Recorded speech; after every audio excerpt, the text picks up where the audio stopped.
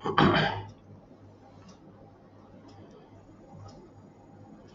जी, good morning everybody. Good morning sir. Good morning sir. Good morning good जी। Morning sir जी। Good morning. Good morning. Good morning जी।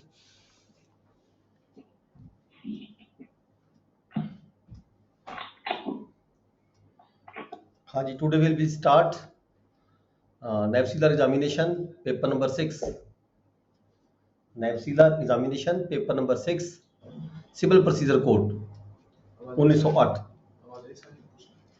आवाज आ रही है जी सारे मेरी? हेलो जी आवाज आ रही है जी? मैं क्या आ रही है सर जी, आ रही है जी। ओके आ रही है। Okay okay. ਕੋਈ ਕੁਝ ਥੋੜੀ ਅਮੈਂਡਮੈਂਟ ਹੋਈ ਹੈ ਸਾਊਂਡ ਦੇ ਵਿੱਚ। ਮੈਂ ਤਾਂ ਦੀ ਪੁੱਛ ਰਿਹਾ ਸੀ ਵੀ ਕਈ ਵਾਰੀ ਪ੍ਰੋਬਲਮ ਤਾਂ ਨਹੀਂ ਕੋਈ ਹੈਗੀ।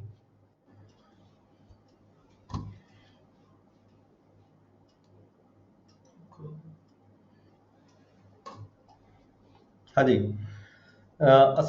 ਅਸੀਂ ਪਿੱਛੇ ਪੜ੍ਹਿਆ ਸੀਗਾ part number 1 suits in general section 9 ਤੋਂ ਪੜ੍ਹਿਆ ਸੀਗਾ। ਅਸੀਂ ਪਹਿਲਾਂ ਥੋੜਾ ਰਿਵਾਈਜ਼ ਕਰਾਂਗੇ ਸੈਕਸ਼ਨ 20 ਦੇ ਆਸ-ਪਾਸ ਤੱਕ। ਅਸੀਂ ਸੈਕਸ਼ਨ 9 ਤੋਂ ਲੈ ਕੇ ਸੈਕਸ਼ਨ 20 ਤੱਕ ਰਿਵਾਈਜ਼ ਕਰਾਂਗੇ, then we will further proceed further. Section 9 ਇਹ ਪਾर्ट 1 है जी। अपनी अपनी बुक्स निकाल लो। Part 1 suits in general CPC 1908। अपनी अपनी बुक निकालो जी। CPC 1908 part number 1 suits in general jurisdiction of the courts and res judicata। jurisdiction of the courts and res judicata। ਅਦਾਲਤਾਂ ਦਾ ਅਧਿਕਾਰ ਖੇਤਰ ਕੀ ਹੁੰਦਾ ਹੈ ਤੇ ਰੈਸ ਜੁਡੀਕਾਟਾ ਕਿਸ ਨੂੰ ਕਿਹਾ ਜਾਂਦਾ ਹੈ। ਵੈਰੀ ਇੰਪੋਰਟੈਂਟ ਵਰਡ ਹੈਗਾ ਜੀ ਸਿਵਲ ਸੂਟ ਦੇ ਵਿੱਚ। jurisdiction of the courts and res judicata section 9 ਤੋਂ ਅਸੀਂ ਸ਼ੁਰੂ ਕਰਾਂਗੇ। ਆਪਣੀ ਬੁੱਕਸ ਨਿਕਾਲੀ ਸਾਰਿਆਂ ਨੇ ਜੀ? हाँ जी, ਸੈਕਸ਼ਨ 9। ਸੈਕਸ਼ਨ 9 ਕੀ ਕਹਿੰਦਾ ਜੀ? Courts to try all the suits unless bar. ਜਿੰਨੇ ਵੀ ਕੋਰਟਸ ਹੁੰਦੀਆਂ ਨੇ ਉਹਨਾਂ ਨੂੰ ਸਾਰੇ ਸੂਟ ਟਰਾਈ ਕਰਨ ਦਾ, ਸੁਣਨ ਦਾ, ਫੈਸਲਾ ਕਰਨ ਦਾ ਅਧਿਕਾਰ ਹੁੰਦਾ ਹੈ, ਜਿੱਥੋਂ ਤੱਕ ਕਿ ਉਹਨਾਂ ਨੂੰ ਕਿਸੇ ਸਪੈਸ਼ਲ ਇਨਸਟਰਕਸ਼ਨ ਦੇ ਬੇਸਿਸ ਤੇ ਜਾਂ ਰੋਕਿਆ ਨਾ ਗਿਆ ਹੋਵੇ। Courts to try all the suits unless barred. ਜਿੱਥੇ ਕੋਰਟ ਨੂੰ ਕਿਤੇ ਬਾਰ ਨਾ ਕੀਤਾ ਹੋਵੇ। ਬਾਰ ਕਿਵੇਂ ਕੀਤਾ ਹੁੰਦਾ ਹੈ? ਜਿਵੇਂ ਕਿ ਸਪੈਸ਼ਲ ਐਕਟ ਹੁੰਦੇ ਆ। ਸਪੈਸ਼ਲ ਐਕਟ ਕਿਸ ਤਰ੍ਹਾਂ? ਜਿਵੇਂ ਕਿ ਰੈਵਨਿਊ ਲਾਅ ਹੈਗਾ, revenue code, land revenue act ਹੈਗਾ। ਇੱਦਾਂ ਵੱਖ-ਵੱਖ ਡਿਪਾਰਟਮੈਂਟਾਂ ਦੇ ਕੁਝ ਵੱਖਰੇ ਐਕਟਸ ਹੁੰਦੇ ਨੇ ਜਿੱਥੇ ਉਹਨਾਂ ਡਿਪਾਰਟਮੈਂਟਾਂ ਦੇ ਆਫੀਸਰਸ ਨੂੰ ਹੀ ਜਿਹੜੇ ਕੇਸ ਹੈਗੇ ਸੁਣਨ ਦਾ ਅਧਿਕਾਰ ਹੁੰਦਾ। ਜਿਵੇਂ ਕਿ ਰੈਵਨਿਊ ਕੋਰਟਾਂ ਦੇ ਕੇਸ ਨੇ, ਲੈਂਡ ਰੈਵਨਿਊ ਐਕਟ ਦੇ ਵਿੱਚ, ਟੈਨੈਂਸੀ ਐਕਟ ਦੇ ਵਿੱਚ ਜਿਹੜੇ ਮੁਕੱਦਮੇ ਹੁੰਦੇ ਆ ਉਹ ਸਾਰੇ ਰੈਵਨਿਊ ਕੋਰਟਾਂ ਵੱਲੋਂ ਸੁਣੇ ਜਾਂਦੇ ਆ। ਇੱਥੇ ਜਿਹੜੀ ਸਿਵਲ ਕੋਰਟਾਂ ਹੁੰਦੀਆਂ ਨੇ ਉਹ ਬਾਹਰ ਹੁੰਦੀਆਂ ਨੇ, ਉਹਨਾਂ ਨੂੰ ਇਹ ਮੁਕੱਦਮੇ ਸੁਣਨ ਦਾ ਅਧਿਕਾਰ ਨਹੀਂ ਹੁੰਦਾ। ਇਸ ਕਰਕੇ ਜਿਹੜੀ ਸੈਕਸ਼ਨ 9 ਹੈ ਇਹ ਕਹਿੰਦੀ ਹੈ ਵੀ ਜਿਹੜੀਆਂ ਸਿਵਲ ਕੋਰਟਸ ਹੁੰਦੀਆਂ ਨੇ, courts to try all the suits unless bar. ਜਿਹੜੇ ਕੇਸਾਂ ਨੂੰ ਉਹਨਾਂ ਨੂੰ ਬਾਹਰ ਕੀਤੀ ਗਈ ਹੈ, ਸੁਣਨ ਤੋਂ ਅਧਿਕਾਰ ਨਹੀਂ ਉਹਨਾਂ ਦਾ ਹੁੰਦਾ ਹੈਗਾ, ਉਹਨਾਂ ਦਾ ਅਧਿਕਾਰ ਖੇਤਰ ਨਹੀਂ ਹੁੰਦਾ। ਉਹਨਾਂ ਤੋਂ ਇਲਾਵਾ ਬਾਕੀ ਸਾਰੇ ਜਿਹੜੇ ਮੁਕੱਦਮੇ ਹੈਗੇ ਆ ਸਿਵਲ ਕੋਰਟਾਂ ਸੁਣ ਸਕਦੀਆਂ ਨੇ, ਟਰਾਈ ਕਰ ਸਕਦੀਆਂ ਨੇ, ਸੁਣ ਕੇ ਫੈਸਲਾ ਕਰ ਸਕਦੀਆਂ, ਪ੍ਰੋਸੀਡਿੰਗ ਸਟਾਰਟ ਕਰ ਸਕਦੀਆਂ ਨੇ। ਠੀਕ ਹੈ ਜੀ। ਇਹਦੇ ਵਿੱਚ ਐਕਸਪਲੇਨੇਸ਼ਨ ਦਿੱਤੀ ਗਈ ਹੈਗੀ ਇੱਕ explanation 1 right to the property or to an office contested. ਜਦੋਂ ਕਿਸੇ ਪ੍ਰਾਪਰਟੀ ਦੇ ਰਿਗਾਰਡਿੰਗ ਕਿਸੇ ਮੂਵੇਬਲ ਹੋਵੇ ਚਾਹੇ ਅਨਮੂਵੇਬਲ ਹੋਵੇ, ਜਦੋਂ ਕਿਸੇ ਪ੍ਰਾਪਰਟੀ ਦੇ ਰਿਗਾਰਡਿੰਗ ਕੋਈ ਡਿਸਪਿਊਟ ਚੱਲਦਾ ਹੈ ਕਿਸੇ ਵੀ ਦੀਵਾਨੀ ਦਾਅਵੇ ਕੋਰਟ ਦੇ ਵਿੱਚ, ਤਾਂ ਉਸ ਨੂੰ ਅਸੀਂ ਦੀਵਾਨੀ ਦਾਅਵਾ ਕਹਿੰਦੇ ਆ। ਇਸ ਤਰ੍ਹਾਂ ਹੀ ਕਿਸੇ ਆਫਿਸ ਨੂੰ ਲੈ ਕੇ, ਕਿਸੇ ਪੋਸਟ ਨੂੰ ਲੈ ਕੇ, ਕਿਸੇ ਪ੍ਰਮੋਸ਼ਨ ਨੂੰ ਲੈ ਕੇ, ਠੀਕ ਹੈ, ਜਦੋਂ ਵੀ ਕਿਸੇ ਕੋਰਟ ਦੇ ਵਿੱਚ ਕੋਈ ਮੁਕੱਦਮਾ ਚੱਲਦਾ ਹੈ, ਕੋਈ ਕੰਟੈਸਟ ਕਰਦਾ ਹੈਗਾ, ਇਹ ਜਿਹੜੇ ਸੂਟ ਹੁੰਦੇ ਨੇ ਸਾਰੇ ਸਿਵਲ ਨੇਚਰ ਦੇ ਸੂਟ ਹੁੰਦੇ ਨੇ। ਇਹਨੂੰ ਸਿਵਲ ਨੇਚਰ ਦੇ ਸੂਟ ਕਿਹਾ ਜਾਂਦਾ, ਸਿਵਲ ਕੋਰਟਾਂ ਵੱਲੋਂ ਟਰਾਈ ਕੀਤੇ ਜਾਂਦੇ ਨੇ। ਠੀਕ ਹੈ ਜੀ, ਇਹ ਸੀਗਾ ਸੈਕਸ਼ਨ 9। ਨੈਕਸਟ ਅਸੀਂ ਦੇਖਾਂਗੇ stay of the suit section 10। Stay of the suit. Stay of the suit ਕਿਆ ਹੁੰਦਾ ਜੀ? No court proceed if previous suit is pending. ਕੋਈ ਵੀ ਜਿਹੜੀ ਕੋਰਟ ਹੈਗੀ ਹੈ ਉਹ ਕਿਸੇ ਵੀ ਸੂਟ ਨੂੰ ਟਰਾਈ ਨਹੀਂ ਕਰੇਗੀ, ਪ੍ਰੋਸੀਡ ਨਹੀਂ ਕਰੇਗੀ, ਪ੍ਰੋਸੀਡਿੰਗ ਸਟਾਰਟ ਨਹੀਂ ਕਰੇਗੀ ਜਾਂ ਫਰਦਰ ਉਸ ਦਾ ਫੈਸਲਾ ਨਹੀਂ ਕਰੇਗੀ, ਡਿਸੀਜਨ ਨਹੀਂ ਕਰੇਗੀ। ਠੀਕ ਹੈ, ਜਦੋਂ ਤੱਕ ਉਸੇ ਨੇਚਰ ਦਾ ਕੇਸ ਸੇਮ ਪਾਰਟੀਆਂ ਦੇ ਵਿੱਚ ਸੇਮ ਮੈਟਰ ਨੂੰ ਲੈ ਕੇ, ਸੇਮ ਸਬਜੈਕਟ ਮੈਟਰ ਨੂੰ ਲੈ ਕੇ ਸੇਮ ਪਾਰਟੀਆਂ ਦੇ ਵਿੱਚ ਕਿਸੇ ਕੰਪੀਟੈਂਟ ਕੋਰਟ ਦੇ ਵਿੱਚ ਆਲਰੇਡੀ ਪੈਂਡਿੰਗ ਹੋਵੇ, ਚੱਲ ਰਿਹਾ ਹੋਵੇ, ਦੈਨ ਜੇ ਉਹੀ ਕੇਸ ਉਸੇ ਨੇਚਰ ਦਾ ਕੇਸ ਪਾਰਟੀਆਂ ਵੱਲੋਂ, ਸੇਮ ਪਾਰਟੀਆਂ ਵੱਲੋਂ ਜਾਂ ਪਾਰਟੀਜ਼ ਕਲੇਮਿੰਗ ਅੰਡਰ ਦਾ ਪਾਰਟੀਜ਼ ਜਾਂ ਕੋਈ ਉਹਨਾਂ ਦਾ ਜਿਹੜਾ ਹੈਗਾ ਲੀਗਲ ਹੇਅਰਸ ਦੇ ਬੇਸ ਤੇ ਕੋਈ ਕਲੇਮ ਕਰ ਰਿਹਾ ਹੋਵੇ, ਕਿਸੇ ਪਾਰਟੀ ਦੀ ਡੈਥ ਹੋ ਗਈ ਹੋਵੇ ਜਾਂ ਕੋਈ ਰਿਪਰੈਜ਼ੈਂਟ ਕਰ ਰਿਹਾ ਹੋਵੇ, ਮਤਲਬ ਕਿ ਪਾਰਟੀਆਂ ਸੇਮ ਹੋਣ, ਚਾਹੇ ਉਹ ਖੁਦ ਪਾਰਟੀਆਂ ਹੋਣ, ਚਾਹੇ ਕੋਈ ਪਾਰਟੀਜ਼ ਉਹਨਾਂ ਦੇ ਬਿਹਾਫ ਦੇ ਉੱਪਰ ਕੋਈ ਕਲੇਮ ਕਰ ਰਹੀ ਹੋਵੇ, ਇਦਾਂ ਦੀਆਂ ਜਿਹੜੀਆਂ ਪਾਰਟੀਆਂ ਸੇਮ ਹੋਣਗੀਆਂ, ਸੇਮ ਨੇਚਰ ਦਾ ਸੂਟ ਹੋਏਗਾ, ਸੇਮ ਸਬਜੈਕਟ ਮੈਟਰ ਦੇ ਉੱਪਰ ਹੋਏਗਾ। ਠੀਕ ਹੈ, ਜੇ ਕਿਸੇ ਕੋਰਟ ਦੇ ਵਿੱਚ ਪਹਿਲਾਂ ਆਲਰੇਡੀ ਇੰਡੀਆ ਦੇ ਵਿੱਚ ਕਿਸੇ ਵੀ ਕੋਰਟ ਦੀ, ਇੰਡੀਆ ਦੀ ਕਿਸੇ ਵੀ ਸਿਵਲ ਕੋਰਟ ਦੇ ਵਿੱਚ ਪੈਂਡਿੰਗ ਹੋਵੇ, ਤਾਂ ਉਸ ਕੇਸ ਨੂੰ, ਉਸ ਸੇਮ ਮੁਕੱਦਮੇ ਨੂੰ ਸੇਮ ਪਾਰਟੀਆਂ ਦੇ ਵਿੱਚ ਜੇ ਕੋਈ ਦੁਬਾਰਾ ਕਿਸੇ ਕੋਰਟ ਦੇ ਵਿੱਚ ਫਾਈਲ ਕੀਤਾ ਜਾਂਦਾ ਹੈਗਾ, ਤਾਂ ਜਿਹੜੀ ਕੋਰਟ ਹੈਗੀ ਆ ਉਸ ਮੁਕੱਦਮੇ ਨੂੰ ਨਹੀਂ ਸੁਣੇਗੀ। ਪਤਾ ਕਦੋਂ ਲੱਗੇਗਾ? ਪਤਾ ਜਦੋਂ ਦੂਜੀ ਪਾਰਟੀ ਅੱਗੇ ਦੱਸੇਗੀ ਵੀ ਸਾਡਾ ਤਾਂ ਇਹ ਸੇਮ ਨੇਚਰ ਦਾ ਜਿਹੜਾ ਕੇਸ ਹੈਗਾ ਫਲਾਨੀ ਕੋਰਟ ਦੇ ਵਿੱਚ ਪੈਂਡਿੰਗ ਆ, ਉੱਥੇ ਚੱਲ ਰਿਹਾ ਹੈਗਾ, ਤਾਂ ਜਿਹੜੀ ਕੋਰਟ ਹੈਗੀ ਆ ਉਸ ਕੇਸ ਦੀ ਜਿਹੜੀ ਪੈਰਵਾਈ ਹੈ, ਫਰਦਰ ਪ੍ਰੋਸੀਡਿੰਗ ਜਿਹੜੀ ਹੈਗੀ ਆ ਨਹੀਂ ਕਰੇਗੀ, ਉੱਥੇ ਕੇਸ ਨੂੰ ਬੰਦ ਕਰ ਦੇਵੇਗੀ। ਸੇਮ ਪਾਰਟੀ ਚਾਹੀਦੀਆਂ ਨੇ, ਸੇਮ ਕੋਰਟ ਚਾਹੀਦੀ ਹੈ, ਪਰ ਇੱਥੇ ਇਹ ਵੀ ਕਿਹਾ ਹੈਗਾ ਵੀ ਜਿਹੜੀ ਕੋਰਟ ਦੀ ਜਿਹੜੀ ਕੰਪੀਟੈਂਸੀ ਹੋਣੀ ਚਾਹੀਦੀ ਹੈ, ਕੋਰਟ ਦੀ ਜੁਰਿਸਡਿਕਸ਼ਨ ਹੋਣੀ ਚਾਹੀਦੀ ਹੈ, ਜਿਸ ਕੋਰਟ ਦੇ ਆਲਰੇਡੀ ਕੇਸ ਚੱਲ ਰਿਹਾ ਹੈਗਾ, ਉਹ ਉਸ ਦੀ ਜਿਹੜੀ jurisdiction to try the suit, ਉਹਦੀ ਜਿਹੜਾ ਅਧਿਕਾਰ ਖੇਤਰ ਹੈ, ਚਾਹੇ ਉਹ ਅਧਿਕਾਰ ਖੇਤਰ ਹੋਵੇ, ਕੇਂਦਰੀ ਜੁਰਿਸਡਿਕਸ਼ਨ ਹੋਵੇ, ਚਾਹੇ ਉਹ ਟੈਰੀਟੋਰੀਅਲ ਜੁਰਿਸਡਿਕਸ਼ਨ ਹੋਵੇ, ਇਦਾਂ ਦੀ ਪੂਰੀ ਜੇ ਕੰਪੀਟੈਂਟ ਕੋਰਟ ਦੇ ਵਿੱਚ ਕੋਈ ਕੇਸ ਆਲਰੇਡੀ ਚੱਲ ਰਿਹਾ ਹੈ, ਦੈਨ ਜਿਹੜਾ ਦੁਬਾਰਾ ਜਿਹੜਾ ਕੇਸ ਹੈਗਾ ਉਹ ਕਿਸੇ ਹੋਰ ਕੋਰਟ ਦੇ ਵਿੱਚ, ਕਿਸੇ ਹੋਰ ਕੋਰਟ ਦੇ ਵਿੱਚ ਦੁਬਾਰਾ ਨਹੀਂ ਲਗਾਇਆ ਜਾ ਸਕਦਾ। ਸੇਮ ਰਿਲੀਫ ਮੰਗੀ ਗਈ ਹੋਵੇ, ਜਿਹੜਾ ਕੋਈ ਮੁਕੱਦਮਾ ਆਲਰੇਡੀ ਚੱਲ ਰਿਹਾ ਹੋਵੇ ਉਹ 'ਚ ਸੇਮ ਰਿਲੀਫ ਮੰਗੀ ਗਈ ਹੋਵੇ other country or Supreme court.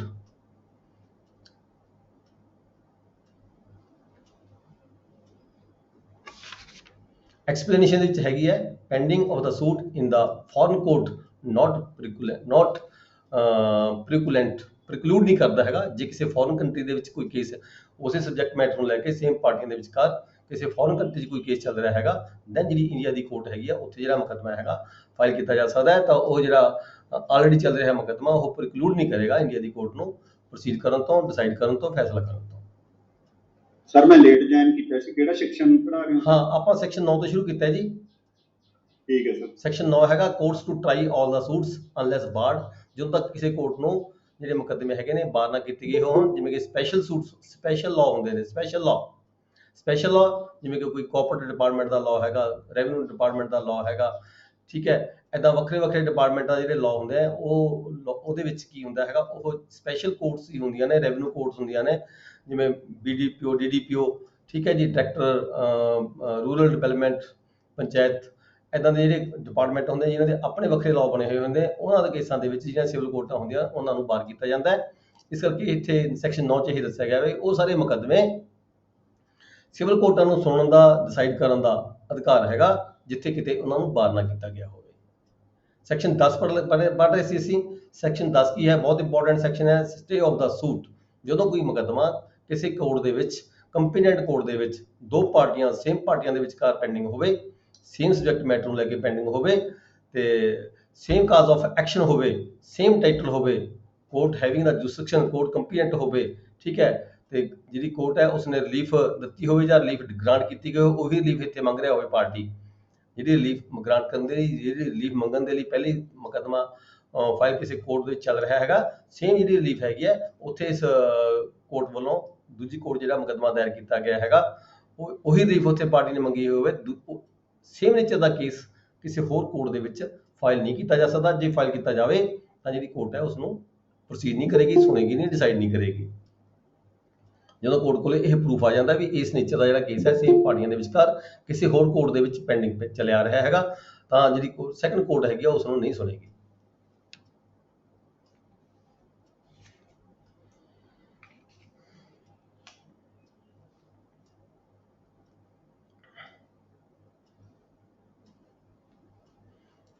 Next ਅਸੀਂ ਪੜਾਂਗੇ ਜੀ ਰੈਸ ਜੁਡੀਕਾਟਾ।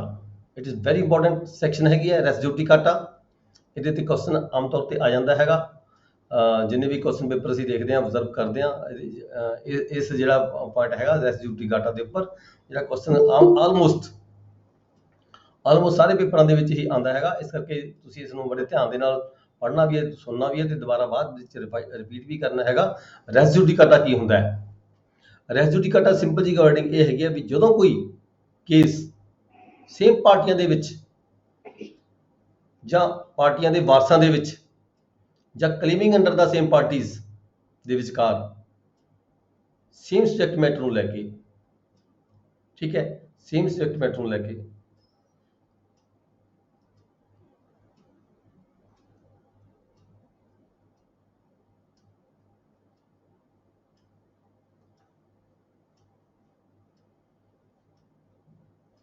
ਕੀ ਗੱਲ ਹੋਈ ਪਿੱਛੇ?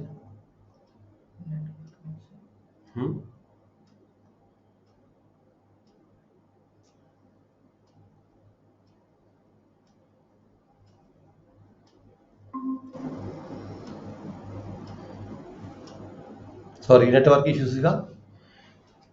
सर देखियो आप बुक करा रहे हो जी? है जी, सर आई बुक है जी, देखियो। दिखाओ। देखो सर। कौन? विनोद? हाँ जी sir. Code of civil same, ठीक है, ओके। सेक्शन 9 निकाल कितना दो नंबर? जी। सेक्शन 9 या सर 10 कितना नंबर? सेक्शन 9 10 निकाल दो जी। सेक्शन 9 10 पेज नंबर 6 7 पे आंदा है। Okay sir. सेक्शन नंबर 9 या 10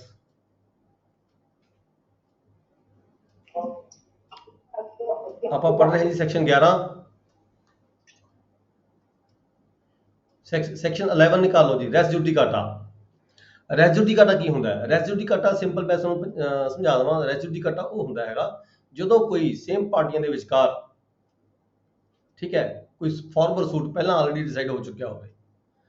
farmer suit already decided between the same parties, competent court ਵੱਲੋਂ ਪਹਿਲਾਂ ਹੀ ਆਲਰੇਡੀ ਡਿਸਾਈਡ ਹੋ ਚੁੱਕਿਆ ਹੋਵੇ, ਠੀਕ ਹੈ, ਸੇਮ ਸਬਜੈਕਟ ਮੈਟਰ ਨੂੰ ਲੈ ਕੇ,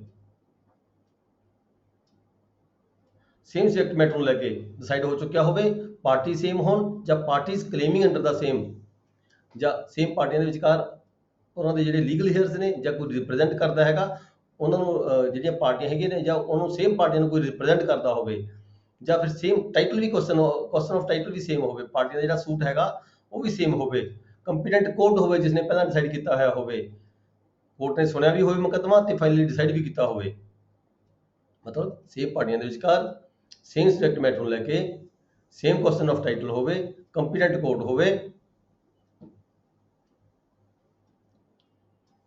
ਕੀ ਦਿੱਕਤ ਆ ਰਹੀ ਬੱਚੇ? है नेटवर्क की दिक्कत आ रही है? क्यों की दिक्कत है?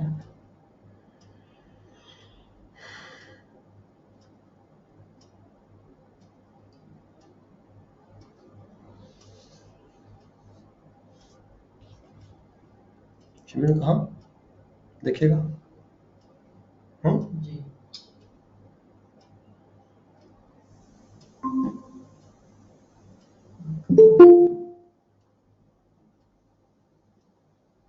दिक्कत नहीं मामा। मेरी आवाज आ रही है जी? आ रही है सर। ओके ओके, कोई नेटवर्क की प्रॉब्लम की दिक्कत आ रही है? की दिक्कत है? नहीं आ रही है सर। ओके ओके, ਆਪਾਂ ਰੈਸਿਡਿਊਟੀ ਘਾਟਾ ਡਿਸਕਸ ਕਰ ਰਹੇ ਸੀਗੇ ਵੀ ਕੋਈ ਪਹਿਲਾਂ ਆਲਰੇਡੀ ਸੂਟ ਡਿਸਾਈਡ ਹੋ ਚੁੱਕਿਆ ਹੋਵੇ, ਕੰਪੀਟੈਂਟ ਕੋਰਟ ਵੱਲੋਂ ਡਿਸਾਈਡ ਹੋ ਚੁੱਕਿਆ ਹੋਵੇ, ਸੇਮ ਪਾਰਟੀਆਂ ਹੋਣ, ਸੇਮ ਸਬਜੈਕਟ ਮੈਟਰ ਹੋਵੇ, ਸੇਮ ਟਾਈਟਲ ਹੋਵੇ, ਠੀਕ ਹੈ, ਤੇ ਕੋਰਟ ਨੇ ਸੁਣਿਆ ਹੋਵੇ ਤੇ ਆਲਰੇਡੀ ਫੈਸਲਾ ਕਰ ਦਿੱਤਾ ਹੋਵੇ। ਜੇਕਰ ਇਦਾਂ ਦਾ ਕੋਈ ਇਸ਼ੂ ਹੈਗਾ ਤਾਂ ਜਿਹੜਾ ਦੂਸਰਾ ਕੇਸ ਹੈਗਾ ਉਹ ਕੋਰਟ ਨਹੀਂ ਸੁਣੇਗੀ। ਜੇ ਕੋਰਟ ਕਿਸੇ 'ਚ ਪੈਂਡਿੰਗ ਹੈਗਾ ਤਾਂ ਕੋਰਟ ਰੈਸਿਡਿਊਟੀ ਘਾਟਾ ਦਾ ਜਿਹੜਾ ਹੈਗਾ ਸੈਕਸ਼ਨ ਲਗਾ ਕੇ ਉਸ ਕੇਸ ਨੂੰ ਬੰਦ ਕਰ ਦੇਵੇਗੀ ਵੀ ਇਹ ਕੇਸ ਸੇਮ ਪਾਰਟੀਆਂ ਦੇ ਵਿਚਕਾਰ ਸੇਮ ਸਬਜੈਕਟ ਮੈਟਰ ਨੂੰ ਲੈ ਕੇ, ਸੇਮ ਟਾਈਟਲ ਨੂੰ ਲੈ ਕੇ, ਸੇਮ ਕਾਜ਼ ਆਫ ਐਕਸ਼ਨ ਨੂੰ ਲੈ ਕੇ ਕੰਪੀਟੈਂਟ ਕੋਰਟ ਵੱਲੋਂ ਆਲਰੇਡੀ ਹੈਜ਼ ਬੀਨ ਡਿਸਾਈਡਡ।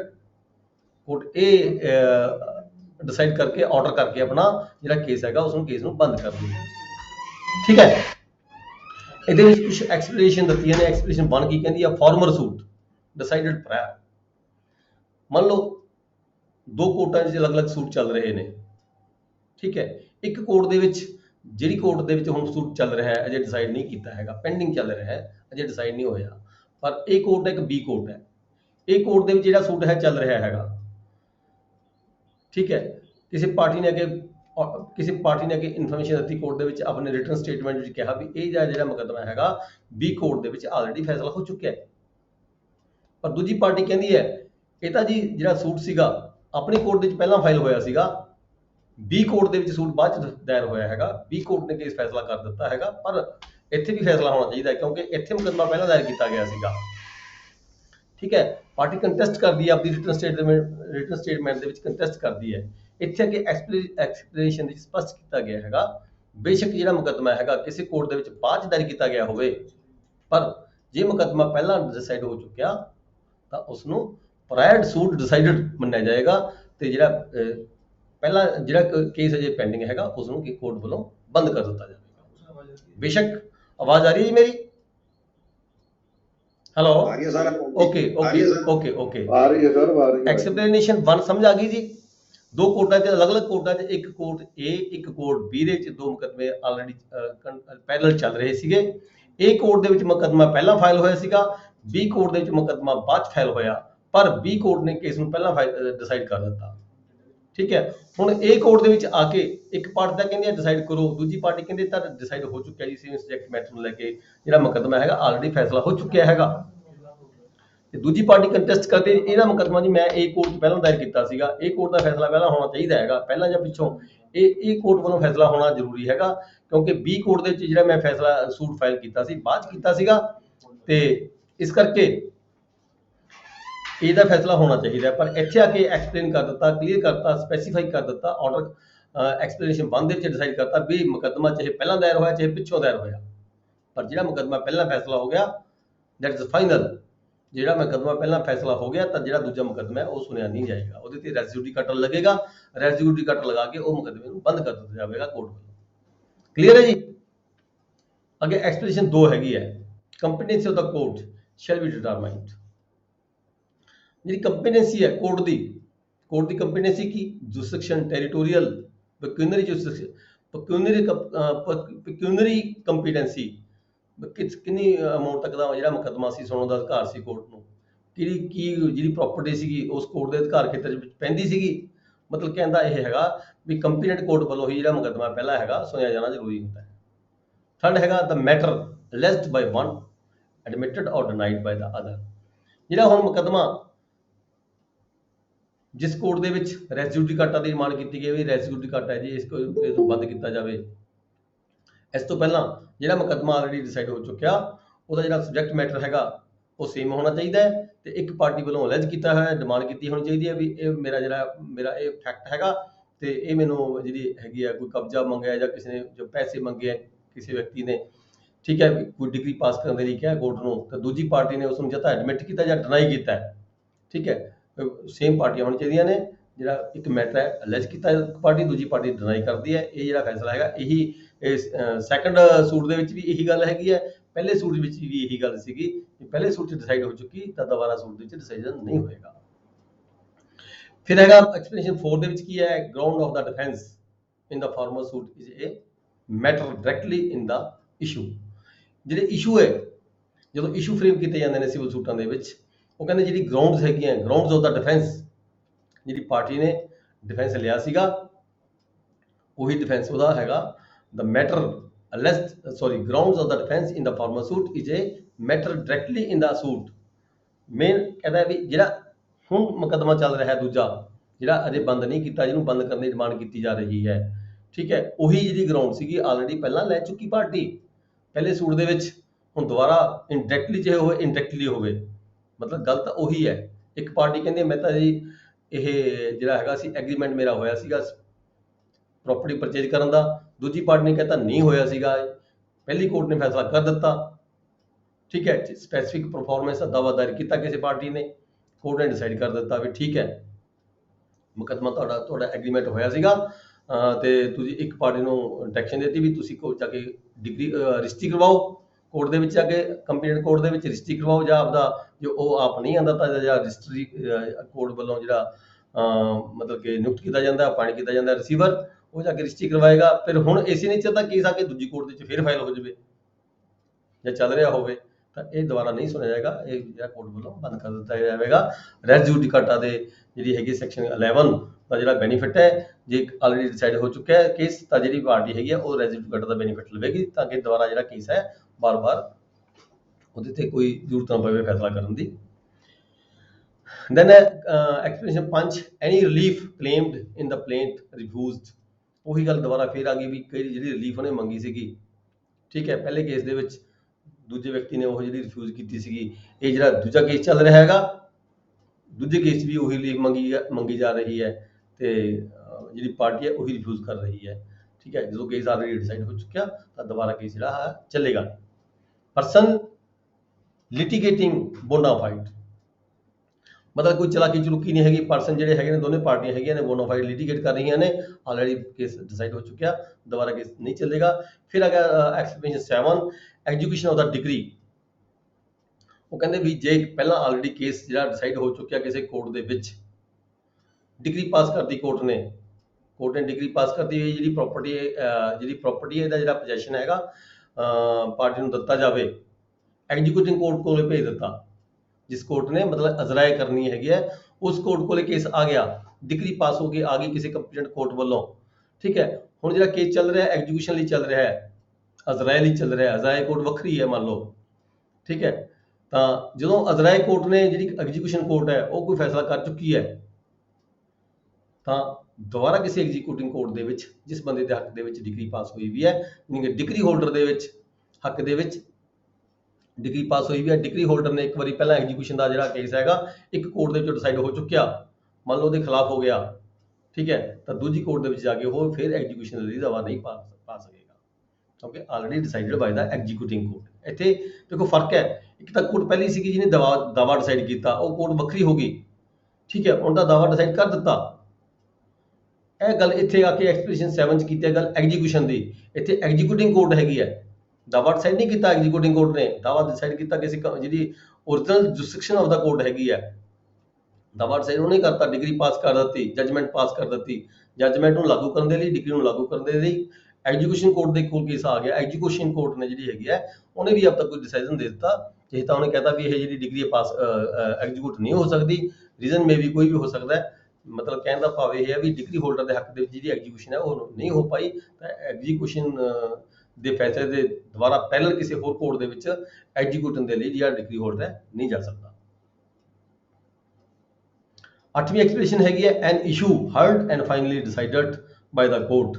ਜਿਹੜਾ ਵੀ ਕੋਈ ਐਸਾ ਦਾ ਇਸ਼ੂ ਸੀਗਾ, ਮੇਨ ਇਸ਼ੂ ਕੀ ਸੀਗਾ ਇਸ ਸੂਟ ਫਾਈਲ ਕਰਨ ਦਾ, ਮੇਨ ਇਸ਼ੂ ਜਿਹੜਾ ਦੂਜੇ ਦਾਅਵੇ 'ਚ ਚੱਲ ਰਿਹਾ ਹੈਗਾ, ਇਹੀ ਇਸ਼ੂ ਨੂੰ ਲੈ ਕੇ ਜਿਹੜੀ ਪਹਿਲੀ ਕੋਰਟ ਹੈਗੀ ਆ ਉਹਨੇ ਸੁਣ ਚੁੱਕੀ ਹੈ, ਕੇਸ ਨੂੰ ਸੁਣ ਚੁੱਕੀ ਹੈ ਤੇ ਫਾਈਨਲੀ ਡਿਸਾਈਡ ਵੀ ਕਰ ਚੁੱਕੀ ਹੈ, ਤਾਂ ਦੁਬਾਰਾ ਫਿਰ ਉਹੀ ਇਸ਼ੂ ਨੂੰ ਲੈ ਕੇ ਵਾਰ-ਵਾਰ ਉਸ ਇਸ਼ੂ ਨੂੰ ਲੈ ਕੇ ਜਿਹੜਾ ਦੁਬਾਰਾ ਮੁਕੱਦਮਾ ਹੈਗਾ ਕਿਸੇ ਹੋਰ ਕੋਰਟ ਦੇ ਵਿੱਚ ਨਹੀਂ ਚੱਲੇਗਾ। ਉੱਥੇ ਜਿਹੜੀ ਪਾਰਟੀ ਹੈਗੀ ਅਗੇਂਸਟ ਪਾਰਟੀ, ਆਪੋਜ਼ਿਟ ਪਾਰਟੀ, ਉਹਨੂੰ ਰੈਸ ਜੁਡੀਕਾਟਾ ਦਾ ਬੈਨੀਫਿਟ ਮਿਲੇਗਾ ਵੀ ਦਿਸ ਕੇਸ ਹੈ already decided by the competent court between the same parties on the same subject matter, same title, competent court ਵੱਲੋਂ ਡਿਸਾਈਡ ਹੋ ਚੁੱਕਿਆ ਹੈ, ਹਰਡ ਹੋ ਚੁੱਕਿਆ ਹੈ, ਫਾਈਨਲੀ ਡਿਸੀਜਨ ਹੋ ਚੁੱਕਿਆ ਹੈ, ਤੇ ਦੁਬਾਰਾ ਜਿਹੜਾ ਹੈਗਾ ਕੇਸ ਹੈ ਇਸ ਕੋਰਟ ਦੇ ਵਿੱਚ ਨਹੀਂ ਚੱਲੇਗਾ। ਇਸ ਕਰਕੇ ਜਿਹੜਾ ਰੈਸ ਜੁਡੀਕਾਟਾ ਲਗਾ ਕੇ ਉਸ ਕੇਸ ਨੂੰ ਬੰਦ ਕੀਤਾ ਜਾਵੇਗਾ। ਠੀਕ ਹੈ ਜੀ, ਇਹ ਸੈਕਸ਼ਨ 11 ਹੈਗਾ, ਬਹੁਤ ਇੰਪੋਰਟੈਂਟ ਹੈ, ਇਹਦੇ ਤੇ ਤੁਹਾਨੂੰ ਕੁਐਸਚਨ ਜ਼ਰੂਰ ਆਏਗਾ, 90% ਸੰਭਾਵਨਾ ਹੁੰਦੀ ਹੈ ਵੀ ਕੁਐਸਚਨ ਇਹਦੇ ਤੇ ਆ ਜਾਂਦਾ ਹੈ।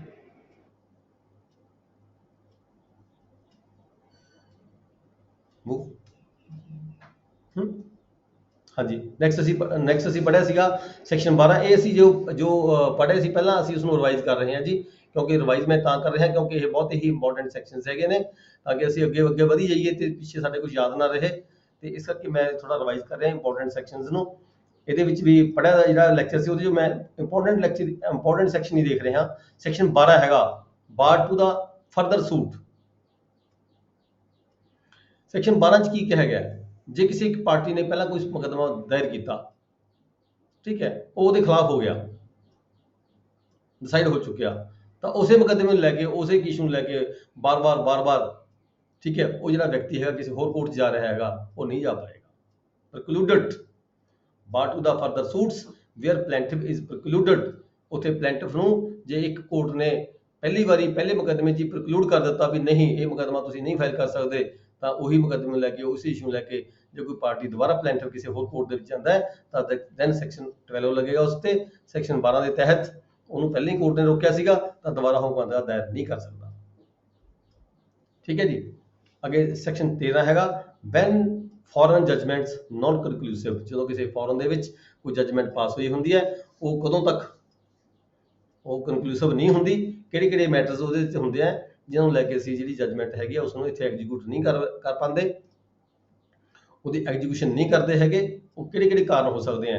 ਨੰਬਰ 1 ਦਾ ਕਾਰਨ ਇਹ ਹੈਗਾ ਵੀ ਕੋਰਟ ਨਾਟ ਕੰਪੀਟੈਂਟ। ਜਦੋਂ ਕਿਸੇ ਕੋਰਟ ਨੇ, ਕੰਪੀਟੈਂਟ ਕੋਰਟ ਨੇ ਜਿਹੜਾ ਮੁਕੱਦਮਾ ਪਾਸ ਕੀਤਾ ਗਿਆ ਹੋਵੇ ਤਾਂ ਉਹ ਇੱਥੇ ਜਿਹੜਾ ਹੈਗਾ ਉਹ ਜਿਹੜੀ ਜਜਮੈਂਟ ਹੈ ਇੱਥੇ ਕਨਕਲੂਸਿਵ ਨਹੀਂ ਹੋਏਗੀ, ਇੱਥੇ ਨਹੀਂ ਮੰਨੀ ਜਾਏਗੀ ਇੰਡੀਆ ਦੇ ਵਿੱਚ। ਜਾਂ ਫਿਰ ਜਿਹੜਾ ਮੁਕੱਦਮਾ ਹੈਗਾ ਲੱਗਦਾ ਹੋਵੇ ਵੀ ਇਹ ਮੈਰਿਟ ਦੇ ਬੇਸਿਸ ਤੇ ਪਾਸ ਨਹੀਂ ਹੋਇਆ ਹੈਗਾ, ਤਦ ਵੀ ਇੱਥੇ ਇੰਡੀਆ 'ਚ ਉਹ ਲਾਗੂ ਨਹੀਂ ਹੋਏਗਾ। ਅਪੀਅਰਸ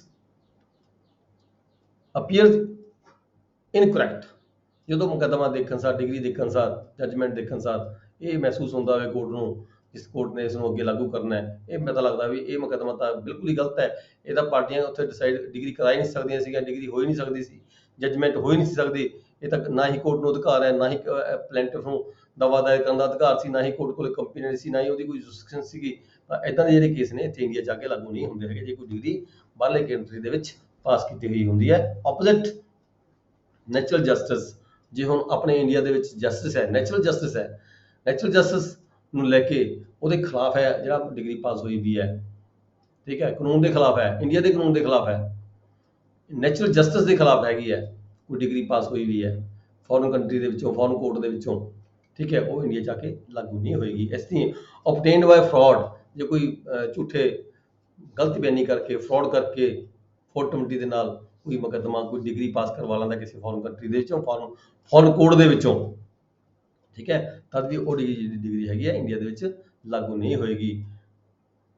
ਜਾਂ ਫਿਰ ਕਿਸੇ ਨੇ ਕਲੇਮ ਕੀਤਾ ਹੈ, ਬ੍ਰੀਚ ਆਫ ਲਾਅ ਕੀਤੀ ਹੈ, ਸਾਡੇ ਇੰਡੀਆ ਦਾ ਲਾਅ ਕੁਛ ਹੋਰ ਕਹਿੰਦਾ ਹੈ, ਠੀਕ ਹੈ, ਉੱਥੇ ਦਾ ਲਾਅ ਕੁਛ ਹੋਰ ਕਹਿੰਦਾ ਹੈ, ਪਰ ਜਦੋਂ ਉਹ ਡਿਗਰੀ ਲੈ ਕੇ ਇੱਥੇ ਆਉਂਦੇ ਆ ਤਾਂ ਉਹ ਡਿਗਰੀ ਜੇ ਲਾਗੂ ਕਰਦੇ ਆ ਤਾਂ ਸਾਡੇ ਜਿਹੜਾ ਲਾਅ ਹੈਗਾ ਉਹ ਬ੍ਰੀਚ ਹੁੰਦਾ ਹੈ, ਉਲੰਘਣਾ ਹੁੰਦੀ ਹੈ, ਇੰਡੀਆ ਦੇ ਕਾਨੂੰਨ ਦੀ ਉਲੰਘਣਾ ਹੁੰਦੀ ਹੈ। ਇੱਦਾਂ ਦਾ ਜੇ ਕੋਈ ਡਿਗਰੀ ਹੈਗੀ ਹੈ ਉਹ ਵੀ ਇੰਡੀਆ ਦੇ ਵਿੱਚ ਲਾਗੂ ਨਹੀਂ ਹੁੰਦੀ, ਠੀਕ ਹੈ ਜੀ। ਨੈਕਸਟ ਅਸੀਂ ਪੜ੍ਹਿਆ ਸੀ ਸੈਕਸ਼ਨ 15, ਕੋਰਟ ਇਨ ਵਿਚ ਸੂਟ ਇੰਸਟੀਟਿਊਟਡ। ਸਿਵਲ ਲਾਅ ਕੀ ਕਹਿੰਦਾ ਹੈ? ਸਿਵਲ ਲਾਅ ਦੇ ਵਿੱਚ ਇਹ ਕਿਹਾ ਵੀ ਕਿਹੜੀ ਕੋਰਟ ਦੇ ਵਿੱਚ ਕੋਈ ਮੁਕੱਦਮਾ ਫਾਈਲ ਕਰੇਗਾ, ਠੀਕ ਹੈ, ਕੋਰਟ ਸੈਸ਼ਨ ਕੋਰਟ ਵੀ ਹੈਗੀ ਹੈ, ਕੋਰਟ ਐਡੀਸ਼ਨਲ ਸੈਸ਼ਨ ਵੀ ਕੋਰਟ ਹੈਗੀ ਹੈ, ਕੋਰਟ ਹਾਈ ਕੋਰਟ ਵੀ ਹੈ, ਸੁਪਰੀਮ ਕੋਰਟ ਵੀ ਹੈਗੀ ਹੈ, ਠੀਕ ਹੈ, ਸਿਵਲ ਜੱਜ, junior division, second division, third division, final, first division, CJM ਵੀ ਹੈ, ਚੀਫ ਜੁਡੀਸ਼ੀਅਲ ਮੈਜਿਸਟ੍ਰੇਟ ਵੀ ਹੁੰਦੇ ਆ, ਠੀਕ ਹੈ, ਐਡੀਸ਼ਨਲ ਸੈਸ਼ਨ ਜੱਜ ਵੀ ਹੁੰਦੇ ਆ, ਜਿਹੜੇ ਸੈਸ਼ਨ ਅਸਿਸਟੈਂਟ ਡਿਸਟ੍ਰਿਕਟ ਜੱਜ ਵੀ ਹੁੰਦੇ ਆ। ਵੀ ਕਿਹੜੀ ਕੋਰਟ ਦੇ ਵਿੱਚ ਜਿਹੜਾ ਮੁਕੱਦਮਾ ਦਾਇਰ ਕੀਤਾ ਜਾਵੇਗਾ, ਇਹ ਜਿਹੜਾ ਸੈਕਸ਼ਨ 15 ਹੈਗਾ ਇਹ ਇੱਥੇ ਸਪੈਸੀਫਿਕ ਕਰਦਾ ਹੈ, ਦਰਸਾਉਂਦਾ ਸਾਨੂੰ ਵੀ ਸਭ ਤੋਂ ਪਹਿਲਾਂ ਜੇ ਮੁਕੱਦਮਾ ਸੁਣਨ ਦੀ ਪਾਵਰ ਕਿਸੇ ਲੋਐਸਟ ਕੋਰਟ ਕੋਲੇ ਹੈਗੀ ਹੈ ਤਾਂ ਸਭ ਤੋਂ ਪਹਿਲਾਂ ਜਿਹੜਾ ਮੁਕੱਦਮਾ ਹੈਗਾ ਲੋਐਸਟ ਕੋਰਟ ਦੇ ਵਿੱਚ ਪਾਇਆ ਜਾਵੇਗਾ, ਦਾਇਰ ਕੀਤਾ ਜਾਵੇਗਾ। ਜੇ ਲੋਐਸਟ ਕੋਰਟ ਕੋਲੇ ਉਹਦੀ ਕੋਈ ਪੈਕੂਨੀਅਰੀ ਜੁਰਿਸਡਿਕਸ਼ਨ ਦੇ ਕਾਰਨ ਪਾਵਰ ਸੁਣਨ ਦੀ ਨਹੀਂ ਹੈਗੀ ਤਾਂ ਉਸ ਤੋਂ ਹਾਇਰ ਕੋਰਟ 'ਚ ਜਾਏਗਾ। ਵੈਸੇ ਇਨ ਜਨਰਲ ਕੀ ਹੁੰਦਾ ਹੈ, ਆਪਾਂ ਜਿਹੜੇ ਮੁਕੱਦਮੇ ਹੁੰਦੇ ਆ ਆਪਾਂ CJM ਦੇ ਫਾਈਲ ਕਰਦੇ ਹਾਂ, ਚੀਫ ਜੁਡੀਸ਼ੀਅਲ ਮੈਜਿਸਟ੍ਰੇਟ ਦੇ ਫਾਈਲ ਕਰਦੇ ਹਾਂ, ਠੀਕ ਹੈ, CJM ਦੇਖਦੇ ਆ ਅੱਗੇ ਜਾ ਕੇ ਫਿਰ ਉਹ ਜਿਹੜੇ ਮੁਕੱਦਮੇ ਨੇ ਜਿਹੜੀ ਕੰਪੀਟੈਂਟ ਕੋਰਟ ਹੁੰਦੀ ਹੈ ਉੱਥੇ ਉਹਨਾਂ ਨੂੰ ਮਾਰਕ ਕਰ ਦਿੱਤੇ ਜਾਂਦੇ ਨੇ, ਠੀਕ ਹੈ।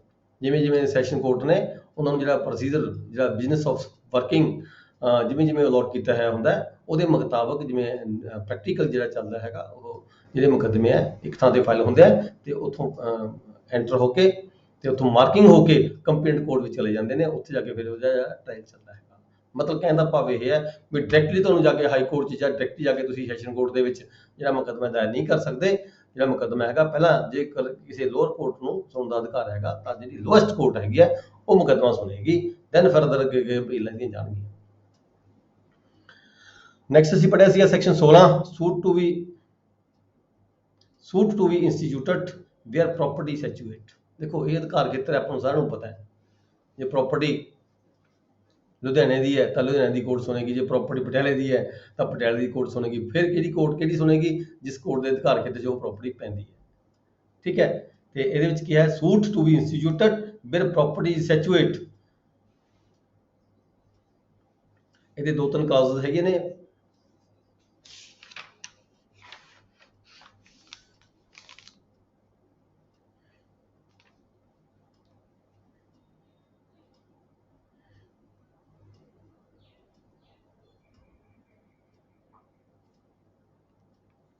ਸੈਕਸ਼ਨ 16 ਜਿਵੇਂ ਕਿ ਇਹਨੇ ਕਿਹਾ ਹੈਗਾ ਵੀ ਜਿਹੜੇ ਸਬਜੈਕਟ ਟੂ ਦਾ ਪੈਕੂਨਰੀ ਔਰ ਦਾ ਅਦਰ ਲਿਮਿਟੇਸ਼ਨਸ, ਜਿਹੜੀ ਪੈਕੂਨਰੀ ਜੁਰਿਸਡਿਕਸ਼ਨ ਹੈਗੀ ਹੈ ਇਹ ਪੈਸੇ ਦੀ ਜੁਰਿਸਡਿਕਸ਼ਨ ਹੁੰਦੀ ਹੈ ਵੀ ਕਿਸ ਕੋਰਟ ਕੋਲੇ 1 ਲੱਖ ਰੁਪਏ ਤੱਕ ਦਾ ਮੁਕੱਦਮਾ ਸੁਣਨ ਦੀ ਪਾਵਰ ਹੈ, ਕਿਸ ਕੋਰਟ ਕੋਲੇ 5 ਲੱਖ ਤੱਕ ਦਾ ਮੁਕੱਦਮਾ ਸੁਣਨ ਦੀ ਪਾਵਰ ਹੈ, ਜਾਂ ਕਿਸ ਕੋਰਟ ਕੋਲੇ 10 ਲੱਖ ਦਾ ਜਾਂ 10 ਲੱਖ ਤੋਂ ਉੱਪਰ ਕਰੋੜਾਂ ਤੱਕ ਦਾ ਮੁਕੱਦਮਾ ਸੁਣਨ ਦੀ ਪਾਵਰ ਹੈਗੀ ਹੈ। ਇਹ ਹੁੰਦੀ ਹੈ ਪੈਕੂਨਰੀ ਜੁਰਿਸਡਿਕਸ਼ਨ। ਦੂਜੀ ਆ ਜਾਂਦੀ ਹੈ ਟੈਰੀਟੋਰੀਅਲ ਜੁਰਿਸਡਿਕਸ਼ਨ। ਟੈਰੀਟੋਰੀਅਲ ਜੁਰਿਸਡਿਕਸ਼ਨ ਕੀ ਹੁੰਦੀ ਹੈ? ਟੈਰੀਟੋਰੀਅਲ ਧਰਤੀ, ਕਿਹੜੀ ਏਰੀਆ ਕਿਸ ਕੋਰਟ ਦੇ ਅਧੀਨ ਖੇਤਰ ਪੈਂਦਾ ਹੈ। ਜਿਵੇਂ ਆਪਾਂ ਰੈਵਨਿਊ ਕੋਰਟਾਂ ਦੀ ਗੱਲ ਕਰ ਲਈਏ, ਕਿਹੜੀਆਂ ਕਾਨੂੰਗੋਈਆਂ ਤਹਿਸੀਲਦਾਰ ਕੋਲੇ ਹੁੰਦੀਆਂ ਨੇ, ਕਿਹੜੀਆਂ ਕਾਨੂੰਗੋਈਆਂ ਤਹਿਸੀਲਦਾਰ ਕੋਲੇ ਹੁੰਦੀਆਂ ਨੇ।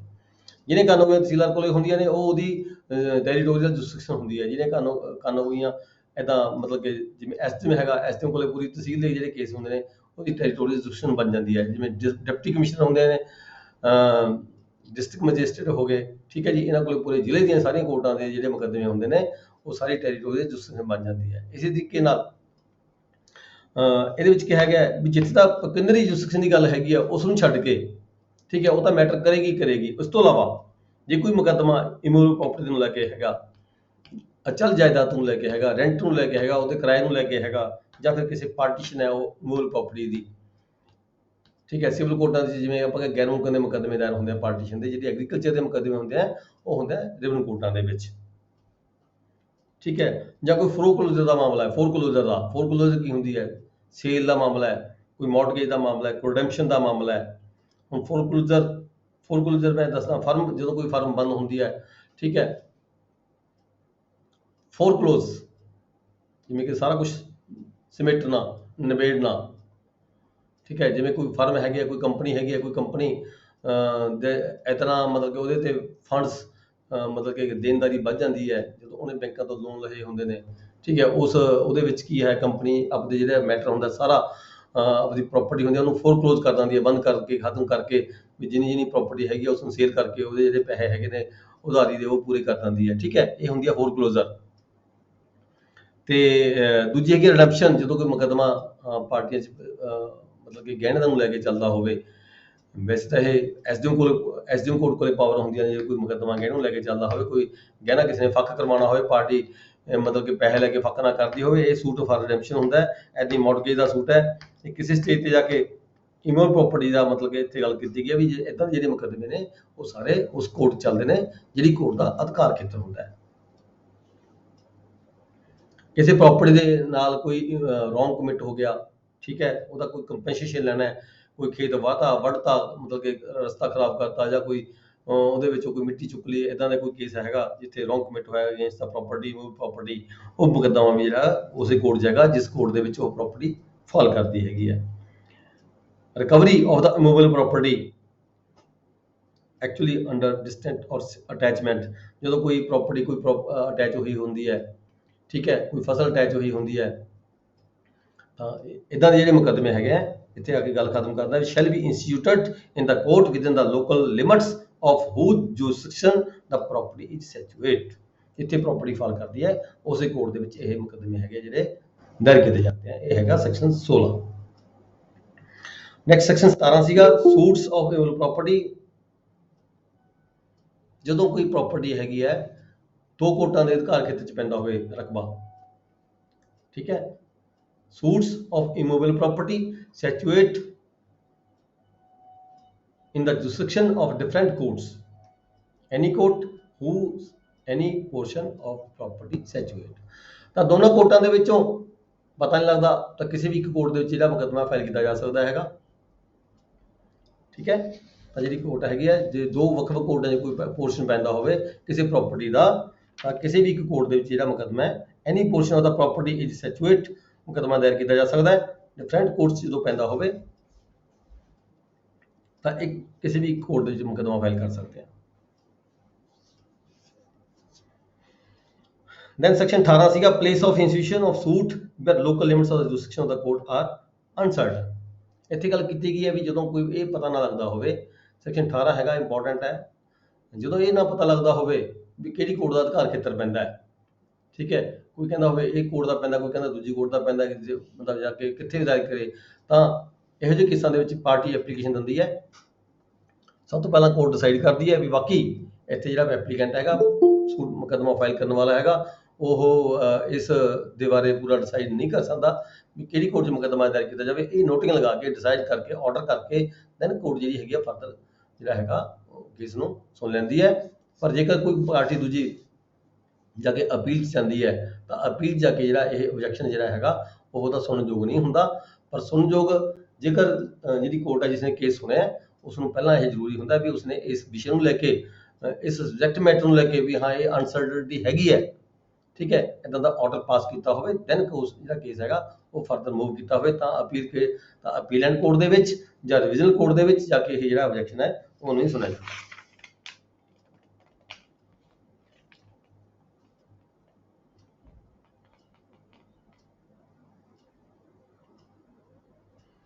ਅੱਗੇ ਸੈਕਸ਼ਨ 20 ਸੀਗਾ। ਸੈਕਸ਼ਨ 20 ਕੀ ਹੈ, other suits to be instituted where defendant resides or cause of action ਅਰਾਈਜ਼ਸ। ਇਹ ਜਿਹੜਾ ਸੈਕਸ਼ਨ ਇਹ ਹੈਗਾ, ਇੱਥੇ ਦੋ ਆਪਸ਼ਨ ਦਿੱਤੀਆਂ ਗਈਆਂ ਨੇ ਪਲੈਂਟਿਫ ਨੂੰ, ਜਿੱਥੇ ਕਾਜ਼ ਆਫ ਐਕਸ਼ਨ ਅਰਾਈਜ਼ ਹੋਇਆ ਹੋਵੇ, ਠੀਕ ਹੈ, ਜਾਂ ਤਾਂ ਉਹ ਉੱਥੇ ਸੂਟ ਫਾਈਲ ਕਰ ਸਕਦਾ ਹੈ, ਜਾਂ ਫਿਰ ਜਿੱਥੇ ਡਿਫੈਂਡੈਂਟ ਰਹਿੰਦਾ ਹੋਵੇ ਉੱਥੇ ਸੂਟ ਫਾਈਲ ਕਰ ਸਕਦਾ ਹੈ।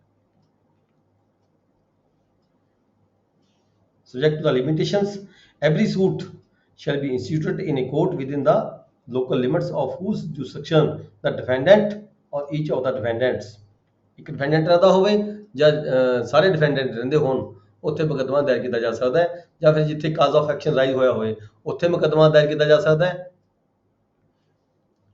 ਜਾਂ ਫਿਰ ਇਹ ਵੀ ਹੈਗਾ ਵੀ ਜਿੱਥੇ ਇੱਕ ਡਿਫੈਂਡੈਂਟ ਰਹਿੰਦਾ ਹੋਵੇ, ਜਿੱਥੇ ਇੱਕ ਡਿਫੈਂਡੈਂਟ ਰਹਿੰਦਾ ਹੋਵੇ, ਡਿਫੈਂਡੈਂਟ ਹੈ, ਮੰਨ ਲਓ ਕਿਸੇ ਬੰਦੇ ਨੇ ਕਿਸੇ ਤੋਂ ਪੈਸੇ ਲੈਣੇ ਆ, ਡਿਫੈਂਡੈਂਟ ਹੈ, ਦੋ ਜਗ੍ਹਾ ਤੇ ਤਿੰਨ ਜਗ੍ਹਾ ਤੇ ਰਹਿੰਦੇ ਆ, ਅਲੱਗ-ਅਲੱਗ ਜਗ੍ਹਾ ਤੇ ਰਹਿੰਦੇ ਆ, ਤਾਂ ਹੁਣ ਮੁਕੱਦਮਾ ਕਿੱਥੇ ਦਰਜ ਕਰੇਗਾ ਪਾਰਟੀ, ਜਿਹੜੀ ਪਲੈਂਟਿਫ ਹੈਗਾ, ਉਹ ਕਿਸੇ ਵੀ ਇੱਕ ਕੋਰਟ ਦੇ ਵਿੱਚ ਜਿੱਥੇ ਕੋਈ ਇੱਕ ਵਿਅਕਤੀ ਜਾਂ ਤਾਂ ਜਿੱਥੇ ਕਾਜ਼ ਆਫ ਐਕਸ਼ਨ ਰਾਈਜ਼ ਹੋਇਆ ਹੋਵੇ ਉੱਥੇ ਦਰਜ ਕਰ ਸਕਦਾ ਹੈ, ਜਾਂ ਫਿਰ ਜਿੱਥੇ ਕਿਤੇ ਡਿਫੈਂਡੈਂਟ ਇੱਕ ਡਿਫੈਂਡੈਂਟ ਰਹਿੰਦਾ ਹੋਵੇ, A B C ਕੋਈ ਵੀ, ਜਿੱਥੇ ਵੀ ਕਿਤੇ A ਜਾਂ ਇਹਦੇ ਜਿੱਥੇ A ਰਹਿੰਦਾ ਹੋਵੇ ਉਸ ਕੋਰਟ ਦੇ ਵਿੱਚ, ਜਾਂ ਜਿੱਥੇ B ਰਹਿੰਦਾ ਹੋਵੇ ਉਸ ਕੋਰਟ ਦੇ ਵਿੱਚ, ਜਾਂ ਜਿੱਥੇ C ਰਹਿੰਦਾ ਹੋਵੇ ਉਸ ਕੋਰਟ ਦੇ ਵਿੱਚ ਮੁਕੱਦਮਾ ਦਾਇਰ ਕੀਤਾ ਜਾ ਸਕਦਾ ਹੈ। ਪਰ ਇੱਥੇ ਆ ਕੇ ਜੇ ਉਹ ਪਾਰਟੀਆਂ ਐਡਮਿਟ ਕਰਦੀਆਂ ਠੀਕ ਹੈ ਅਸੀਂ ਇੱਥੇ ਫਾਈਲ ਕਰਾਂਗੀਆਂ, ਤਾਂ ਮੁਕੱਦਮਾ ਚੱਲੇਗਾ। ਫਿਰ ਜਿਹੜੀ ਲੀਵ ਆਫ ਦਾ ਕੋਰਟ ਲੈਣੀ ਜ਼ਰੂਰੀ ਹੁੰਦੀ ਹੈ ਇੱਥੇ, ਜੇ ਕੋਰਟ ਇੱਥੇ ਕਹੇਗੀ ਵੀ ਠੀਕ ਹੈ ਹਾਂ ਇਹ ਮੁਕੱਦਮਾ ਇੱਥੇ ਹੀ ਚੱਲੇਗਾ, ਜੇ ਕੋਰਟ ਆਬਜੈਕਸ਼ਨ ਕਰਦੀ ਹੈ ਤਾਂ ਮੁਕੱਦਮਾ ਜਿਹੜਾ ਹੈਗਾ ਵੱਖ-ਵੱਖ ਚੱਲੇਗਾ। ਨਹੀਂ ਤਾਂ ਇੱਥੇ ਜੇ ਪਾਰਟੀ ਨੂੰ ਕੋਈ ਇਤਰਾਜ਼ ਨਹੀਂ, ਠੀਕ ਹੈ, ਤਾਂ ਕਿਸੇ ਇੱਕ ਜਗ੍ਹਾ ਤੇ ਜਿੱਥੇ ਕੋਈ ਡਿਫੈਂਡੈਂਟ ਰਹਿੰਦਾ ਹੈ ਤਾਂ ਉੱਥੇ ਮੁਕੱਦਮਾ ਦਾਇਰ ਕੀਤਾ ਜਾ ਸਕਦਾ ਹੈ। ਪਰ ਜੇ ਪਾਰਟੀ ਕੋਈ ਇਤਰਾਜ਼ ਕਰਦੀ ਹੈ ਤਾਂ ਕੋਰਟ ਦੀ ਮਰਜ਼ੀ ਹੁੰਦੀ ਹੈ, ਕੋਰਟ ਡਿਸਾਈਡ ਕਰਦੀ ਹੈ ਵੀ ਚੱਲੇਗਾ ਇੱਥੇ ਜਾਂ ਨਹੀਂ ਚੱਲੇਗਾ। ਜਿਵੇਂ ਇਹਦੀ ਇੱਕ ਐਗਜ਼ਾਮਪਲ ਸੀਗੀ, A is a tradesman in Calcutta, B carries on business in Delhi। ਇਹ ਜਿਹੜਾ ਟ੍ਰੇਡਮੈਨ ਹੈਗਾ ਕਲਕੱਤੇ ਰਹਿੰਦਾ ਹੈ, B ਹੈ ਜਿਹੜਾ ਬਿਜ਼ਨਸ ਕਰਦਾ ਆਪਣਾ ਦਿੱਲੀ ਦੇ ਵਿੱਚ। By his agent in Calcutta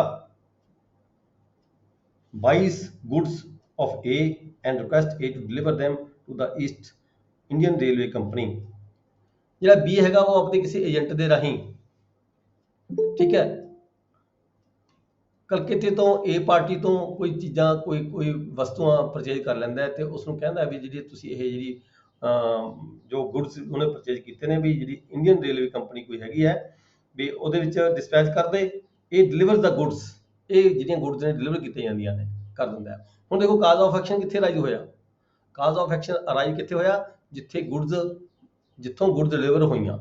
goods delivery ਕਿੱਥੋਂ ਹੋਈਆਂ ਨੇ, ਕਲਕੱਤਾ ਤੋਂ ਡਿਲੀਵਰ ਹੋਈਆਂ ਨੇ। ਜਦੋਂ ਗੁੱਡਸ ਉਹਨੇ ਦੇਤੀਆਂ ਇੰਡੀਅਨ ਰੇਲਵੇ ਕੰਪਨੀ ਨੂੰ, ਤਾਂ ਉਹਦੀ ਰਿਸਪੌਂਸਿਬਿਲਿਟੀ ਜਿਹੜਾ ਹੈਗਾ ਪਲੈਂਟਿਫ ਹੈ, ਉਹਦੀ ਰਿਸਪੌਂਸਿਬਿਲਿਟੀ ਖਤਮ ਹੋ ਗਈ। ਮਤਲਬ ਕਾਜ਼ ਆਫ ਐਕਸ਼ਨ ਅਰਾਈਜ਼ ਹੋਇਆ ਕੈਲਕਟਾ।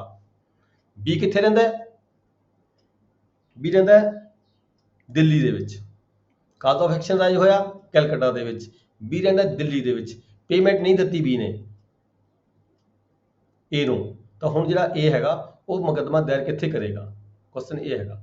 ਉਹ ਮੁਕੱਦਮਾ ਦਾਇਰ ਕਰ ਸਕਦਾ ਹੈ ਜਿੱਥੇ ਕਾਜ਼ ਆਫ ਐਕਸ਼ਨ ਰਾਈਜ਼ ਹੋਇਆ, ਮਤਲਬ ਕਿ ਕਲਕੱਤਾ ਦੇ ਵਿੱਚ ਵੀ ਫਾਈਲ ਕਰ ਸਕਦਾ ਹੈ, ਜਾਂ ਫਿਰ ਜਿੱਥੇ B ਰਹਿੰਦਾ ਹੈ ਦਿੱਲੀ ਦੇ ਵਿੱਚ, ਦਿੱਲੀ ਦੀ ਕੋਰਟ ਵਿੱਚ ਵੀ ਮੁਕੱਦਮਾ ਦਾਇਰ ਕੀਤਾ ਜਾ ਸਕਦਾ ਹੈ। ਯਾਨੀ ਕਿ ਪਲੈਂਟਿਫ ਨੂੰ ਇੱਥੇ ਡਬਲ ਆਪਸ਼ਨ ਹੈਗੀ ਹੈ, ਜਿੱਥੇ ਉਸਨੇ ਸਮਾਨ ਦਿੱਤਾ ਉੱਥੇ ਕਾਜ਼ ਆਫ ਐਕਸ਼ਨ ਅਰਾਈਜ਼ ਹੋਇਆ, ਜਾਂ ਜਿੱਥੇ ਡਿਫੈਂਡੈਂਟ ਰਹਿੰਦਾ ਸੀ ਉੱਥੇ।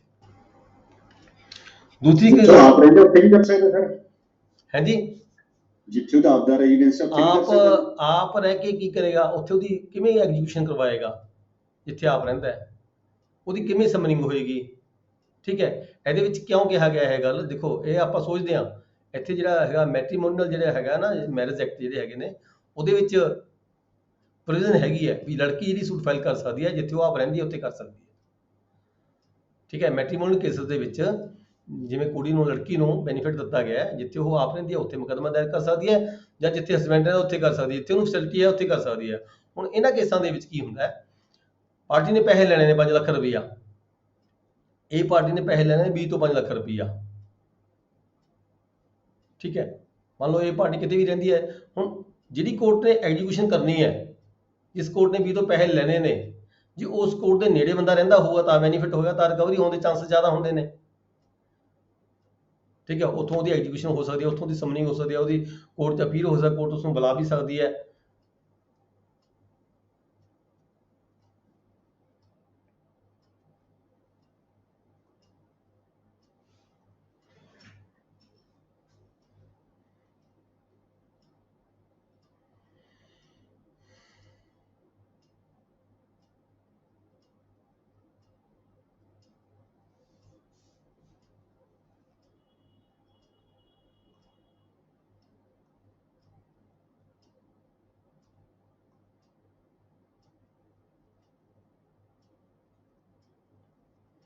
ਕਿਉਂ ਦਿੱਕਤ ਆ ਰਹੀ ਬੇਟੇ? ਬੈਕ ਤੋਂ ਹੈ ਕੋਈ network? ਹਾਂਜੀ ਹਾਂਜੀ ਪਿੱਛੇ ਤੱਕ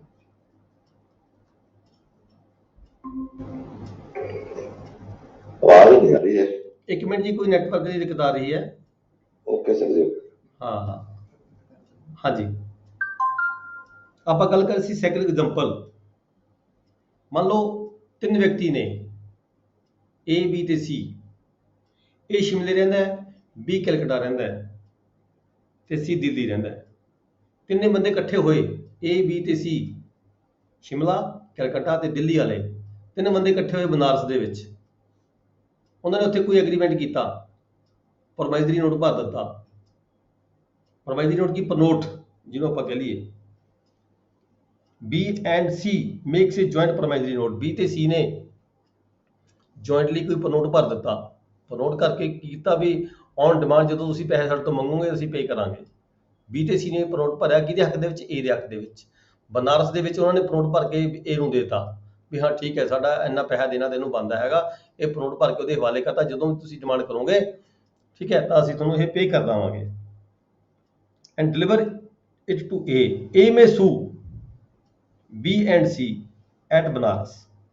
ਦੇਖੋ ਹੁਣ ਕਾਜ਼ ਆਫ ਐਕਸ਼ਨ ਕਿੱਥੇ ਰਾਈਜ਼ ਹੋਇਆ? ਕਾਜ਼ ਆਫ ਐਕਸ਼ਨ ਰਾਈਜ਼ ਹੋਇਆ ਬਨਾਰਸ ਦੇ ਵਿੱਚ, ਜਿੱਥੇ ਐਗਰੀਮੈਂਟ ਹੋਇਆ, ਜਿੱਥੇ ਪਾਰਟੀਆਂ ਬੈਠੀਆਂ।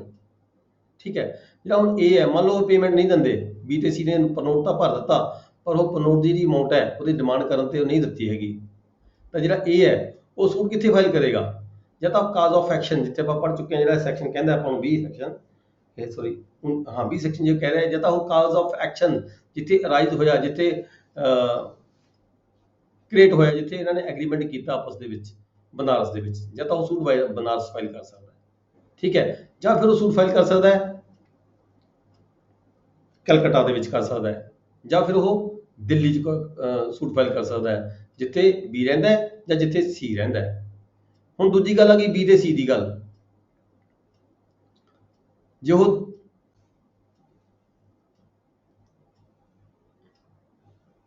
he may also sue them at Calcutta where B resides or at Delhi where C resides. But in each of these cases, if the non-resident defendant objects, ਜਿਹੜਾ ਬੰਦਾ ਉੱਥੇ ਨਹੀਂ ਰਹਿੰਦਾ, ਮੰਨ ਲਓ ਉਹ ਦਿੱਲੀ 'ਚ ਫਾਈਲ ਕਰ ਰਿਹਾ ਹੈ, ਹੁਣ ਜਿਹੜਾ ਬੰਦਾ ਰਹਿੰਦਾ ਸੀਗਾ ਕਲਕੱਤੇ ਉਹ ਆਬਜੈਕਸ਼ਨ ਕਰਦਾ ਹੈ ਵੀ ਮੈਨੂੰ ਤਾਂ ਔਖਾ ਹੈਗਾ। The suit cannot proceed without the leave of the court। ਜੋ ਤੱਕ ਜੇ ਉਹ ਆਬਜੈਕਸ਼ਨ ਕਰਦਾ ਹੈ, ਜੇ ਕੋਰਟ ਇਜਾਜ਼ਤ ਦਿੰਦੀ ਹੈ ਤਾਂ ਸੂਟ ਉੱਥੇ ਚੱਲੇਗਾ, ਜੇ ਕੋਰਟ ਇਜਾਜ਼ਤ ਨਹੀਂ ਦਿੰਦੀ ਤਾਂ ਸੂਟ ਉੱਥੇ ਨਹੀਂ ਚੱਲੇਗਾ। ਠੀਕ ਹੈ ਜੀ। ਨੈਕਸਟ ਹੈ section 21 objections to the jurisdiction. ਇਹ ਕਹਿੰਦਾ ਹੈ ਸੈਕਸ਼ਨ 21 ਜੂਰਿਸਡਿਕਸ਼ਨ ਦਾ ਜਿਹੜਾ ਆਬਜੈਕਸ਼ਨ ਹੈ ਅਪੀਲੈਂਟ ਕੋਰਟ ਦੇ ਵਿੱਚ ਜਾਂ ਰਿਵੀਜ਼ਨ ਕੋਰਟ ਦੇ ਵਿੱਚ ਕਦੋਂ ਕੀਤਾ ਜਾ ਸਕਦਾ ਹੈ ਜਾਂ ਨਹੀਂ ਕੀਤਾ ਜਾ ਸਕਦਾ। ਠੀਕ ਹੈ, ਇੱਥੇ ਜਿਹੜਾ ਸੈਕਸ਼ਨ 21 ਹੈ ਇਹਦੇ ਵਿੱਚ ਕਿਹਾ ਗਿਆ ਵੀ ਜਿਹੜਾ ਆਬਜੈਕਸ਼ਨ ਹੈਗਾ ਪਲੇਸ ਆਫ ਸੂਇੰਗ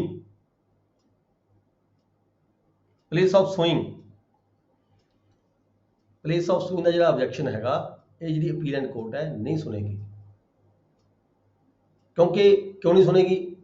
ਕਿਉਂਕਿ ਪਲੇਸ ਆਫ ਸੂਇੰਗ ਦਾ ਜਿਹੜਾ ਆਬਜੈਕਸ਼ਨ ਹੈ ਇਹ ਇਨੀਸ਼ੀਅਲ ਸਟੇਜ ਤੇ ਜਿਹੜੀ ਓਰੀਜਨਲ ਕੋਰਟ ਹੁੰਦੀ ਹੈ, ਜਿਸ ਕੋਰਟ ਨੇ ਆਪਾਂ ਹੁਣ ਪਹਿਲਾਂ ਅਪੀਲੈਂਟ ਕੋਰਟ ਦੀ ਗੱਲ ਕਰ ਰਹੇ ਹਾਂ। ਅਪੀਲੈਂਟ ਕੋਰਟ ਦੇ ਵਿੱਚ ਕੋਈ ਜਾ ਕੇ ਆਬਜੈਕਸ਼ਨ ਕਰਦਾ ਹੈ ਵੀ ਜੀ ਪਲੇਸ ਆਫ ਸੂਇੰਗ ਗਲਤ ਹੈ, ਇਸ ਜਗ੍ਹਾ ਤੇ ਜਿਹੜਾ ਮੁਕੱਦਮਾ ਦਾਇਰ ਨਹੀਂ ਸੀ ਹੋ ਸਕਦਾ, ਇੱਥੇ ਮੁਕੱਦਮਾ ਗਲਤ ਦਾਇਰ ਕੀਤਾ ਹੈ। ਠੀਕ ਹੈ, ਅਪੀਲੈਂਟ ਕੋਰਟ ਜਾ ਕੇ ਇੱਕ ਪਾਰਟੀ ਆਬਜੈਕਸ਼ਨ ਕਰਦੀ ਹੈ ਤਾਂ ਜਿਹੜੀ ਅਪੀਲੈਂਟ ਕੋਰਟ ਹੈ ਉਹ ਇਦਾਂ ਦੀ ਜਿਹੜੀ ਨੇਚਰ ਹੈਗੀ ਹੈ, ਇਹ ਜਿਹੜਾ ਮੁਕੱਦਮਾ ਹੈਗਾ ਨਹੀਂ ਸੁਣੇਗੀ। ਕਿਉਂ ਨਹੀਂ ਸੁਣੇਗੀ? ਕਿਉਂਕਿ ਜਿਹੜੀ ਪਲੇਸ ਆਫ ਸੂਇੰਗ ਦੀ ਜਿਹੜੀ ਗੱਲ ਹੈਗੀ ਹੈ ਇਹ ਪਾਰਟੀਆਂ ਵੱਲੋਂ ਜਿਹੜੀ ਓਰੀਜਨਲ ਕੋਰਟ ਹੈ, ਜਿਸ ਕੋਰਟ ਨੇ ਫੈਸਲਾ ਕੀਤਾ ਸੀਗਾ ਉਸ ਕੋਰਟ ਦੇ ਵਿੱਚ ਹੀ ਦੱਸਣਾ ਜਾਣਾ ਬਣਦਾ ਸੀ, ਉਸ ਕੋਰਟ ਦੇ ਵਿੱਚ ਇਹ ਜਿਹੜਾ ਆਬਜੈਕਸ਼ਨ ਹੈ ਕੀਤਾ ਜਾਣਾ ਬਣਦਾ ਸੀਗਾ। ਜੇ ਆਬਜੈਕਸ਼ਨ ਪਾਰਟੀ ਨੇ ਓਰੀਜਨਲ ਕੋਰਟ ਦੇ ਵਿੱਚ ਕੀਤਾ ਔਰ ਸੁਣਿਆ ਗਿਆ ਕੰਪੀਟੈਂਟ ਕੋਰਟ ਵੱਲੋਂ, ਠੀਕ ਹੈ, ਫਿਰ ਵੀ ਉਹਦੇ 'ਚ ਕੋਈ ਫਰਕ ਰਹਿ ਗਿਆ ਫਿਰ ਤਾਂ ਜਿਹੜੀ ਕੋਰਟ ਹੈਗੀ ਹੈ ਇਹਦਾ ਆਬਜੈਕਸ਼ਨ ਸੁਣੇਗੀ। ਪਰ ਜੇਕਰ ਇਹ ਪਲੇਸ ਆਫ ਸੂਇੰਗ ਨੂੰ ਲੈ ਕੇ ਕੰਸਰਨਡ ਪਾਰਟੀ ਜਿਹੜੀ ਹੁਣ ਅਪੀਲੈਂਟ ਕੋਰਟ ਜਾ ਕੇ ਕਹਿੰਦੀ ਹੈ ਵੀ ਪਲੇਸ ਆਫ ਸੂਇੰਗ ਗਲਤ ਹੈ, ਜੇਕਰ ਇਸ ਪਾਰਟੀ ਨੇ ਪਲੇਸ ਆਫ ਸੂਇੰਗ ਦਾ ਜਿਹੜਾ ਆਬਜੈਕਸ਼ਨ ਹੈ ਓਰੀਜਨਲ ਕੋਰਟ ਦੇ ਵਿੱਚ ਨਹੀਂ ਲਿਆ, ਉੱਥੇ ਆਬਜੈਕਸ਼ਨ ਕੀਤਾ ਹੀ ਨਹੀਂ, ਠੀਕ ਹੈ, ਫਿਰ ਜਿਹੜੀ ਅਪੀਲੈਂਟ ਕੋਰਟ ਦੇ ਵਿੱਚ ਆ ਕੇ ਉਹਦੇ ਕੋਲ ਕੋਈ ਅਧਿਕਾਰ ਨਹੀਂ ਵੀ ਪਲੇਸ ਆਫ ਸੂਇੰਗ ਦਾ ਮੁਕੱਦਮਾ, ਪਲੇਸ ਆਫ ਸੂਇੰਗ ਦਾ ਜਿਹੜਾ ਆਬਜੈਕਸ਼ਨ ਹੈ ਉਹ ਇੱਥੇ ਅਪੀਲੈਂਟ ਕੋਰਟ ਜਾ ਕੇ ਕਹੇ ਵੀ ਇਹਦਾ ਜੀ ਕੋਰਟ ਨੂੰ ਸੁਣਨ ਦਾ ਅਧਿਕਾਰ ਨਹੀਂ ਸੀ ਮੁਕੱਦਮਾ। ਠੀਕ ਹੈ, ਮਤਲਬ ਕਿ ਕਹਿਣ ਦਾ ਭਾਵ ਇਹ ਹੈਗਾ ਵੀ ਪਲੇਸ ਆਫ ਸੂਇੰਗ ਦਾ ਜਿਹੜਾ ਆਬਜੈਕਸ਼ਨ ਹੈ, ਜੇ ਤਾਂ ਉਸਨੇ ਓਰੀਜਨਲ ਕੋਰਟ ਦੇ ਵਿੱਚ ਉਠਾਇਆ ਸੀਗਾ, ਉਹ ਕੋਰਟ ਨੇ ਉਸ ਨੂੰ ਅਣਸੁਣਿਆ ਕਰ ਦਿੱਤਾ ਜਾਂ ਉਹਦੇ ਤੇ ਫੈਸਲਾ ਗਲਤ ਕਰ ਦਿੱਤਾ। ਠੀਕ ਹੈ, ਫਿਰ ਤਾਂ ਉਹ ਅਪੀਲੈਂਟ ਕੋਰਟ ਦੇ ਵਿੱਚ ਆ ਕੇ ਇਸ ਆਬਜੈਕਸ਼ਨ ਨੂੰ ਲੈ ਕੇ ਅਪੀਲ ਕਰ ਸਕਦਾ ਹੈ। ਅਦਰਵਾਈਜ਼ ਜੇ ਉਹਨੇ ਓਰੀਜਨਲ ਕੋਰਟ ਦੇ ਵਿੱਚ ਇਹ ਆਬਜੈਕਸ਼ਨ ਉਠਾਇਆ ਹੀ ਨਹੀਂ ਹੈਗਾ ਤਾਂ ਫਿਰ ਉਹਦੇ ਕੋਲੇ ਹੁਣ ਅਪੀਲੈਂਟ ਕੋਰਟ 'ਚ ਆ ਕੇ ਇਸ ਆਬਜੈਕਸ਼ਨ ਨੂੰ ਉਠਾਉਣ ਦਾ ਕੋਈ ਅਧਿਕਾਰ ਨਹੀਂ ਹੈਗਾ। ਠੀਕ ਹੈ ਜੀ, ਕਲੀਅਰ ਹੈ। ਦੂਜੀ ਗੱਲ 'ਚ ਕੀ ਹੈ? Competency of the court. ਹੁਣ ਇਹੀ ਗੱਲ ਫੇਰ ਆ ਗਈ, ਪਹਿਲਾਂ ਤਾਂ ਕਿ ਪਲੇਸ ਆਫ ਸੂਇੰਗ ਦੀ ਗੱਲ, ਦੂਜੇ ਸਬਸੈਕਸ਼ਨ ਦੇ ਵਿੱਚ ਗੱਲ ਕੀਤੀ ਹੈ ਕੰਪੀਟੈਂਸੀ ਆਫ ਦਾ ਕੋਰਟ। ਜੇਕਰ ਕੋਈ ਵਿਅਕਤੀ ਜਿਹਦੇ ਖਿਲਾਫ ਮੁਕੱਦਮਾ ਫੈਸਲਾ ਹੋ ਗਿਆ, ਫੈਸਲਾ ਹੋ ਗਿਆ ਤੇ ਉਹ ਅਪੀਲੈਂਟ ਕੋਰਟ ਦੇ ਵਿੱਚ ਜਾਂਦਾ ਹੈ। ਅਪੀਲੈਂਟ ਕੋਰਟ ਜਾ ਕੇ ਆਬਜੈਕਸ਼ਨ ਕ੍ਰੀਏਟ ਕਰਦਾ ਹੈ ਵੀ ਜਿਹੜਾ ਜੀ ਕੋਰਟ ਨੂੰ ਇਹ ਮੁਕੱਦਮਾ ਸੁਣਨ ਦਾ ਅਧਿਕਾਰ ਨਹੀਂ ਸੀਗਾ, ਕੋਰਟ ਨੇ ਇਹ ਮੁਕੱਦਮਾ ਗਲਤ ਸੁਣਿਆ, ਕੋਰਟ ਦੀ ਜਿਹੜੀ ਕੰਪੀਟੈਂਸੀ ਨਹੀਂ ਸੀਗੀ, ਜਾਂ ਤਾਂ ਜੁਰਿਸਡਿਕਸ਼ਨ ਕੰਪੀਟੈਂਸੀ ਨਹੀਂ ਸੀਗੀ, ਟੈਰੀਟੋਰੀਅਲ ਨਹੀਂ ਸੀ, ਜਾਂ ਪੈਕੂਨੀਅਰੀ ਨਹੀਂ ਸੀਗੀ, ਵੀ ਕੋਰਟ ਕੰਪੀਟੈਂਟ ਨਹੀਂ ਸੀ ਇਹ ਮੁਕੱਦਮਾ ਸੁਣਨ ਦੀ। ਹੁਣ ਗੱਲ ਉੱਥੇ ਫਿਰ ਉਹੀ ਆ ਜਾਂਦੀ ਹੈ, ਜੇ ਤਾਂ ਇਹ ਆਬਜੈਕਸ਼ਨ ਉਸਨੇ ਓਰੀਜਨਲ ਕੋਰਟ ਦੇ ਵਿੱਚ ਉਠਾਇਆ ਸੀ ਔਰ ਸੁਣਿਆ ਗਿਆ, ਫੈਸਲਾ ਹੋਇਆ, ਗਲਤ ਹੋਇਆ ਜਾਂ ਠੀਕ ਹੋਇਆ, ਠੀਕ ਹੈ, ਦੈਨ ਤਾਂ ਆ ਕੇ ਉਹ ਅਪੀਲੈਂਟ ਕੋਰਟ ਦੇ ਵਿੱਚ ਇਹ ਆਬਜੈਕਸ਼ਨ ਕ੍ਰੀਏਟ ਕਰ ਸਕਦਾ ਹੈ, ਇਹ ਆਬਜੈਕਸ਼ਨ ਦੁਬਾਰਾ ਉਠਾ ਸਕਦਾ ਹੈ। ਜੇ ਉਸਨੇ ਇਹ ਜਿਹੜਾ ਆਬਜੈਕਸ਼ਨ ਹੈ ਓਰੀਜਨਲ ਕੋਰਟ ਦੇ ਵਿੱਚ, ਜਿਸ ਕੋਰਟ ਨੇ ਫੈਸਲਾ ਕੀਤਾ ਉਸ ਕੋਰਟ ਦੇ ਵਿੱਚ ਜੇਕਰ ਇਸਨੇ ਇਹ ਆਬਜੈਕਸ਼ਨ ਉਠਾਇਆ ਹੀ ਨਹੀਂ ਹੈਗਾ ਤਾਂ ਇਸ ਅਪੀਲੈਂਟ ਕੋਰਟ ਦੇ ਵਿੱਚ ਆ ਕੇ ਉਹਦੇ ਕੋਲ ਕੋਈ ਅਧਿਕਾਰ ਨਹੀਂ ਵੀ ਉਹ ਦੁਬਾਰਾ ਇਹ ਜਿਹੜਾ ਹੈਗਾ, ਜਦੋਂ ਇਨੀਸ਼ੀਅਲ ਕੋਰਟ ਦੇ ਵਿੱਚ ਨਹੀਂ ਉਸਨੇ ਇਹ ਆਬਜੈਕਸ਼ਨ ਲਿਆ ਤਾਂ ਹੁਣ ਅਪੀਲੈਂਟ ਕੋਰਟ 'ਚ ਵੀ ਇਹ ਆਬਜੈਕਸ਼ਨ ਲੈਣ ਦਾ ਉਹਦੇ ਕੋਲੇ ਕੋਈ ਰਾਈਟ ਨਹੀਂ ਹੈਗਾ। ਠੀਕ ਹੈ, ਜੇ ਓਰੀਜਨਲ ਕੋਰਟ ਦੇ ਵਿੱਚ ਆਬਜੈਕਸ਼ਨ ਉਠਾਇਆ ਸੀਗਾ, ਆਬਜੈਕਸ਼ਨ ਸੁਣਿਆ ਗਿਆ ਤੇ ਫੈਸਲਾ ਹੋ ਗਿਆ ਤੇ ਉਸ ਨੂੰ ਇਤਰਾਜ਼ ਹੈ ਉਸ ਫੈਸਲੇ ਤੇ, ਓਰੀਜਨਲ ਕੋਰਟ ਦੇ ਡਿਸੀਜਨ ਤੇ ਇਤਰਾਜ਼ ਹੈਗਾ, ਤਦ ਉਹ ਜਾ ਕੇ ਅਪੀਲੈਂਟ ਕੋਰਟ ਦੇ ਵਿੱਚ ਇਹ ਕਹਿ ਸਕਦਾ ਵੀ ਇਹ ਆਬਜੈਕਸ਼ਨ ਮੈਨੇ ਇਨੀਸ਼ੀਅਲ ਕੋਰਟ ਉਠਾਇਆ ਸੀਗਾ ਪਰ ਮੇਰੀ ਜਿਹੜੀ ਗੱਲ ਹੈਗੀ ਹੈ ਉਹ ਮੈਨੂੰ ਫੈਸਲਾ ਨਹੀਂ ਮਿਲਿਆ, ਮੇਰੇ ਨਾਲ ਇਨਸਾਫ ਨਹੀਂ ਹੋਇਆ, ਇਸ ਕਰਕੇ ਇਸ ਜਿਹੜਾ ਹੈਗਾ ਇਸ ਇਸ਼ੂ ਨੂੰ ਲੈ ਕੇ ਜਿਹੜਾ ਮੇਰਾ ਮੁਕੱਦਮਾ ਹੈਗਾ ਸੁਣਿਆ ਜਾਵੇ, ਤਦ ਜਿਹੜਾ ਉਹਦਾ ਆਬਜੈਕਸ਼ਨ ਹੈ ਇਹ ਸੁਣਿਆ ਜਾਏਗਾ ਅਪੀਲੈਂਟ ਕੋਰਟ ਦੇ ਵਿੱਚ ਜਾਂ ਡਿਵੀਜ਼ਨ ਕੋਰਟ ਦੇ ਵਿੱਚ। ਤੀਸਰਾ ਆ ਗਿਆ ਜੀ ਸਬਸੈਕਸ਼ਨ 3। ਸਬਸੈਕਸ਼ਨ 3 ਹੈਗਾ ਰਿਲੇਟਡ ਵਿਦ ਐਗਜ਼ੀਕਿਊਸ਼ਨ ਕੋਰਟ। ਹੁਣ ਕਿਸੇ ਵੀ ਕੋਰਟ ਨੇ ਜਿਹੜੀ ਕੰਪੀਟੈਂਟ ਕੋਰਟ ਸੀਗੀ ਡਿਗਰੀ ਪਾਸ ਕਰ ਦਿੱਤੀ, ਠੀਕ ਹੈ, ਡਿਗਰੀ ਹੋਲਡਰ ਦੇ ਹੱਕ ਵਿੱਚ ਡਿਗਰੀ ਪਾਸ ਹੋ ਗਈ, ਜੱਜਮੈਂਟ ਪਾਸ ਹੋ ਗਈ, ਡਿਗਰੀ ਪਾਸ ਹੋ ਗਈ। ਹੁਣ ਆ ਕੇ ਐਗਜ਼ੀਕਿਊਸ਼ਨ ਦੇ ਵਿੱਚ ਮਤਲਬ ਡਿਗਰੀ ਆ ਗਈ ਐਗਜ਼ੀਕਿਊਸ਼ਨ ਕੋਰਟ ਦੇ ਵਿੱਚ ਆ ਗਈ। ਐਗਜ਼ੀਕਿਊਸ਼ਨ ਕੋਰਟ ਦੇ ਵਿੱਚ ਜਦੋਂ ਡਿਗਰੀ ਜਾਂਦੀ ਹੈ, ਕੋਰਟ ਨੇ ਅਜ਼ਰਾਈ ਕਰਨੀ ਡਿਗਰੀ ਦੀ, ਤਾਂ ਪਾਰਟੀਆਂ ਨੂੰ ਕੋਰਟ ਵੱਲੋਂ ਸੁਣਿਆ ਜਾਂਦਾ ਹੈ। ਸਾਰੀਆਂ ਕੰਸਰਨ ਪਾਰਟੀਆਂ ਜਿਵੇਂ ਸਾਰੀਆਂ ਪਾਰਟੀਆਂ ਕਿਹੜੀਆਂ ਹੁੰਦੀਆਂ ਨੇ? ਡਿਗਰੀ ਹੋਲਡਰ ਪਾਰਟੀ ਹੁੰਦਾ ਮੇਨ, ਤੇ ਦੂਜੀ ਪਾਰਟੀ ਕਿਹੜੀ ਹੁੰਦੀ ਹੈ? ਜੱਜਮੈਂਟ ਡੈਪਟਰ ਹੁੰਦਾ, ਜਿਹਨੂੰ ਆਪਾਂ ਜੇਡੀ ਕਹਿ ਦਿੰਦੇ ਹਾਂ। ਡਿਗਰੀ ਹੋਲ ਤੇ ਜੇਡੀ ਵੱਲੋਂ ਆਪਣੇ ਆਪਣੇ ਆਬਜੈਕਸ਼ਨਸ, ਆਪਣੇ ਆਪਣੇ ਇਤਰਾਜ਼ ਸੁਣਾਏ ਜਾਂਦੇ ਨੇ, ਠੀਕ ਹੈ। ਹੁਣ ਆ ਜਾਂਦੀ ਹੈ ਫਿਰ ਮੰਨ ਲਓ ਫੈਸਲਾ ਹੋ ਗਿਆ, ਐਗਜ਼ੀਕਿਊਸ਼ਨ ਕੋਰਟ ਨੇ ਡਿਸਾਈਡ ਕਰ ਦਿੱਤਾ, ਐਗਜ਼ੀਕਿਊਸ਼ਨ ਕੋਰਟ ਨੇ ਜੋ ਵੀ ਡਿਸਾਈਡ ਕੀਤਾ, ਚਾਹੇ ਉਹ ਡਿਗਰੀ ਹੋਲਡਰ ਦੇ ਹੱਕ ਦੇ ਵਿੱਚ ਹੋਇਆ, ਚਾਹੇ ਉਹ ਜੇਡੀ ਦੇ ਹੱਕ ਦੇ ਵਿੱਚ ਹੋਇਆ, ਐਗਜ਼ੀਕਿਊਸ਼ਨ ਕੋਰਟ ਵੱਲੋਂ ਡਿਸੀਜਨ ਹੋ ਗਿਆ। ਹੁਣ ਵਿਅਕਤੀ ਜਿਹੜੀ ਅਗਰੀਡ ਪਾਰਟੀ ਹੈਗੀ ਹੈ, ਅਗਰੀਡ ਪਾਰਟੀ ਅਪੀਲੈਂਟ ਕੋਰਟ ਚਲੀ ਗਈ ਜਾਂ ਰਿਵੀਜ਼ਨ ਕੋਰਟ ਚਲੀ ਗਈ, ਉੱਥੇ ਜਾ ਕੇ ਜਦੋਂ ਪਾਰਟੀ ਇਹ ਗੱਲ ਕਹਿੰਦੀ ਹੈ ਵੀ ਜੀ ਇਸ ਕੋਰਟ ਕੋਲੇ ਤਾਂ ਜਿਹੜੀ ਐਗਜ਼ੀਕਿਊਸ਼ਨ ਕੋਰਟ ਹੈ ਇਹਦੇ ਕੋਲੇ ਤਾਂ ਸੁਣਨ ਦਾ ਅਧਿਕਾਰ ਨਹੀਂ ਸੀਗਾ, ਇਹ ਤਾਂ ਇਹਦੀ ਕੰਪੀਟੈਂਸੀ ਨਹੀਂ ਸੀਗੀ, ਠੀਕ ਹੈ। ਹੁਣ ਅਪੀਲੈਂਟ ਜਿਹੜੀ ਕੋਰਟ ਹੈਗੀ ਹੈ ਉਹ ਇਹਦਾ ਜਿਹੜਾ ਆਬਜੈਕਸ਼ਨ ਹੈ ਤਦੀ ਸੁਣੇਗੀ ਜੇ ਉਸਨੇ ਪਹਿਲਾਂ ਇਹ ਜਿਹੜਾ ਆਬਜੈਕਸ਼ਨ ਹੈਗਾ ਐਗਜ਼ੀਕਿਊਸ਼ਨ ਕੋਰਟ ਦੇ ਵਿੱਚ ਉਠਾਇਆ ਹੋਵੇ। ਜੇ ਐਗਜ਼ੀਕਿਊਸ਼ਨ ਕੋਰਟ ਦੇ ਵਿੱਚ ਤਾਂ ਇਹ ਆਬਜੈਕਸ਼ਨ ਉਠਾਇਆ ਨਾ ਹੋਵੇ, ਕਿਉਂਕਿ ਇਹ ਜਿਹੜੇ ਆਬਜੈਕਸ਼ਨ ਹੁੰਦੇ ਨੇ ਸਭ ਤੋਂ ਪਹਿਲੀ ਇਨੀਸ਼ੀਅਲ ਸਟੇਜ ਦੇ ਆਬਜੈਕਸ਼ਨ ਹੁੰਦੇ ਨੇ, ਸਟੈਂਪ ਡਿਊਟੀ ਲੱਗੀ ਨਹੀਂ ਲੱਗੀ, ਅਧਿਕਾਰ ਹੈਗਾ ਨਹੀਂ ਹੈਗਾ, ਇਹ ਜਿਹੜੇ ਇਨੀਸ਼ੀਅਲ ਜਿਹੜੇ ਹੁੰਦੇ ਨੇ ਆਬਜੈਕਸ਼ਨ ਹੁੰਦੇ ਨੇ। ਜੇ ਪਾਰਟੀ ਨੇ ਇਹ ਵਾਲਾ ਆਬਜੈਕਸ਼ਨ ਹੈ ਐਗਜ਼ੀਕਿਊਟਿੰਗ ਕੋਰਟ ਦੇ ਵਿੱਚ ਤਾਂ ਉਠਾਇਆ ਨਹੀਂ, ਤਾਂ ਉਹ ਓਰੀਜਨਲ ਕੋਰਟ ਦੇ ਵਿੱਚ ਜਾਂ ਅਪੀਲੈਂਟ ਕੋਰਟ ਦੇ ਵਿੱਚ ਵੀ ਜਿਹੜਾ ਇਹ ਆਬਜੈਕਸ਼ਨ ਹੈ ਨਹੀਂ ਕਰ ਸਕਦੀ, ਨਹੀਂ ਉਠਾ ਸਕਦੀ, ਤੇ ਜੇ ਉਠਾਉਂਦੀ ਹੈ ਤਾਂ ਕੋਰਟ ਉਸ ਨੂੰ ਨਹੀਂ ਸੁਣੇਗੀ। ਜੇ ਪਹਿਲਾਂ ਉਠਾਇਆ ਗਿਆ ਸੀ ਇਹ ਕੁਐਸਚਨ ਐਗਜ਼ੀਕਿਊਟਿੰਗ ਕੋਰਟ ਦੇ ਵਿੱਚ ਤੇ ਐਗਜ਼ੀਕਿਊਟਿੰਗ ਕੋਰਟ ਨੇ ਇਸ ਦਾ ਫੈਸਲਾ ਕਰ ਦਿੱਤਾ, ਪਾਰਟੀ ਦਾ ਇਤਰਾਜ਼ ਸੁਣਿਆ ਸੀਗਾ, ਸੁਣ ਕੇ ਉਹਦਾ ਡਿਸਾਈਡ ਕੀਤਾ ਸੀਗਾ, ਤਦ ਜਿਹੜਾ ਹੈਗਾ ਫਿਰ ਵੀ ਉਸ ਨੂੰ ਕੋਈ ਇਤਰਾਜ਼ ਸੀ ਉਸ ਫੈਸਲੇ ਤੇ, ਐਗਜ਼ੀਕਿਊਟਿੰਗ ਦੇ ਫੈਸਲੇ ਤੇ, ਐਗਜ਼ੀਕਿਊਟਿੰਗ ਕੋਰਟ ਦੇ ਡਿਸੀਜਨ ਤੇ ਕੋਈ ਇਤਰਾਜ਼ ਸੀਗਾ, ਤਦ ਉਹ ਜਿਹੜਾ ਆਬਜੈਕਸ਼ਨ ਹੈਗਾ ਇਹ ਵਾਲਾ ਆਬਜੈਕਸ਼ਨ ਤੇ ਅਪੀਲੈਂਟ ਕੋਰਟ ਦੇ ਵਿੱਚ ਉਠਾਇਆ ਜਾ ਸਕਦਾ ਹੈ। ठीक है, अदरवाइज नहीं उठाया जा सकता।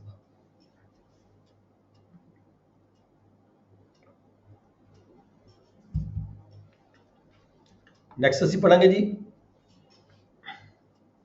Section 21A bar on suit to set aside decree on objection place of sewing.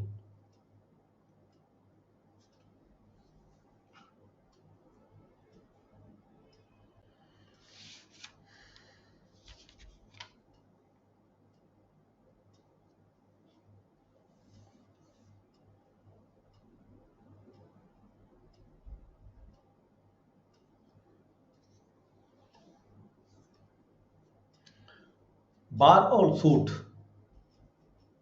To set aside the degree on objections place of sewing.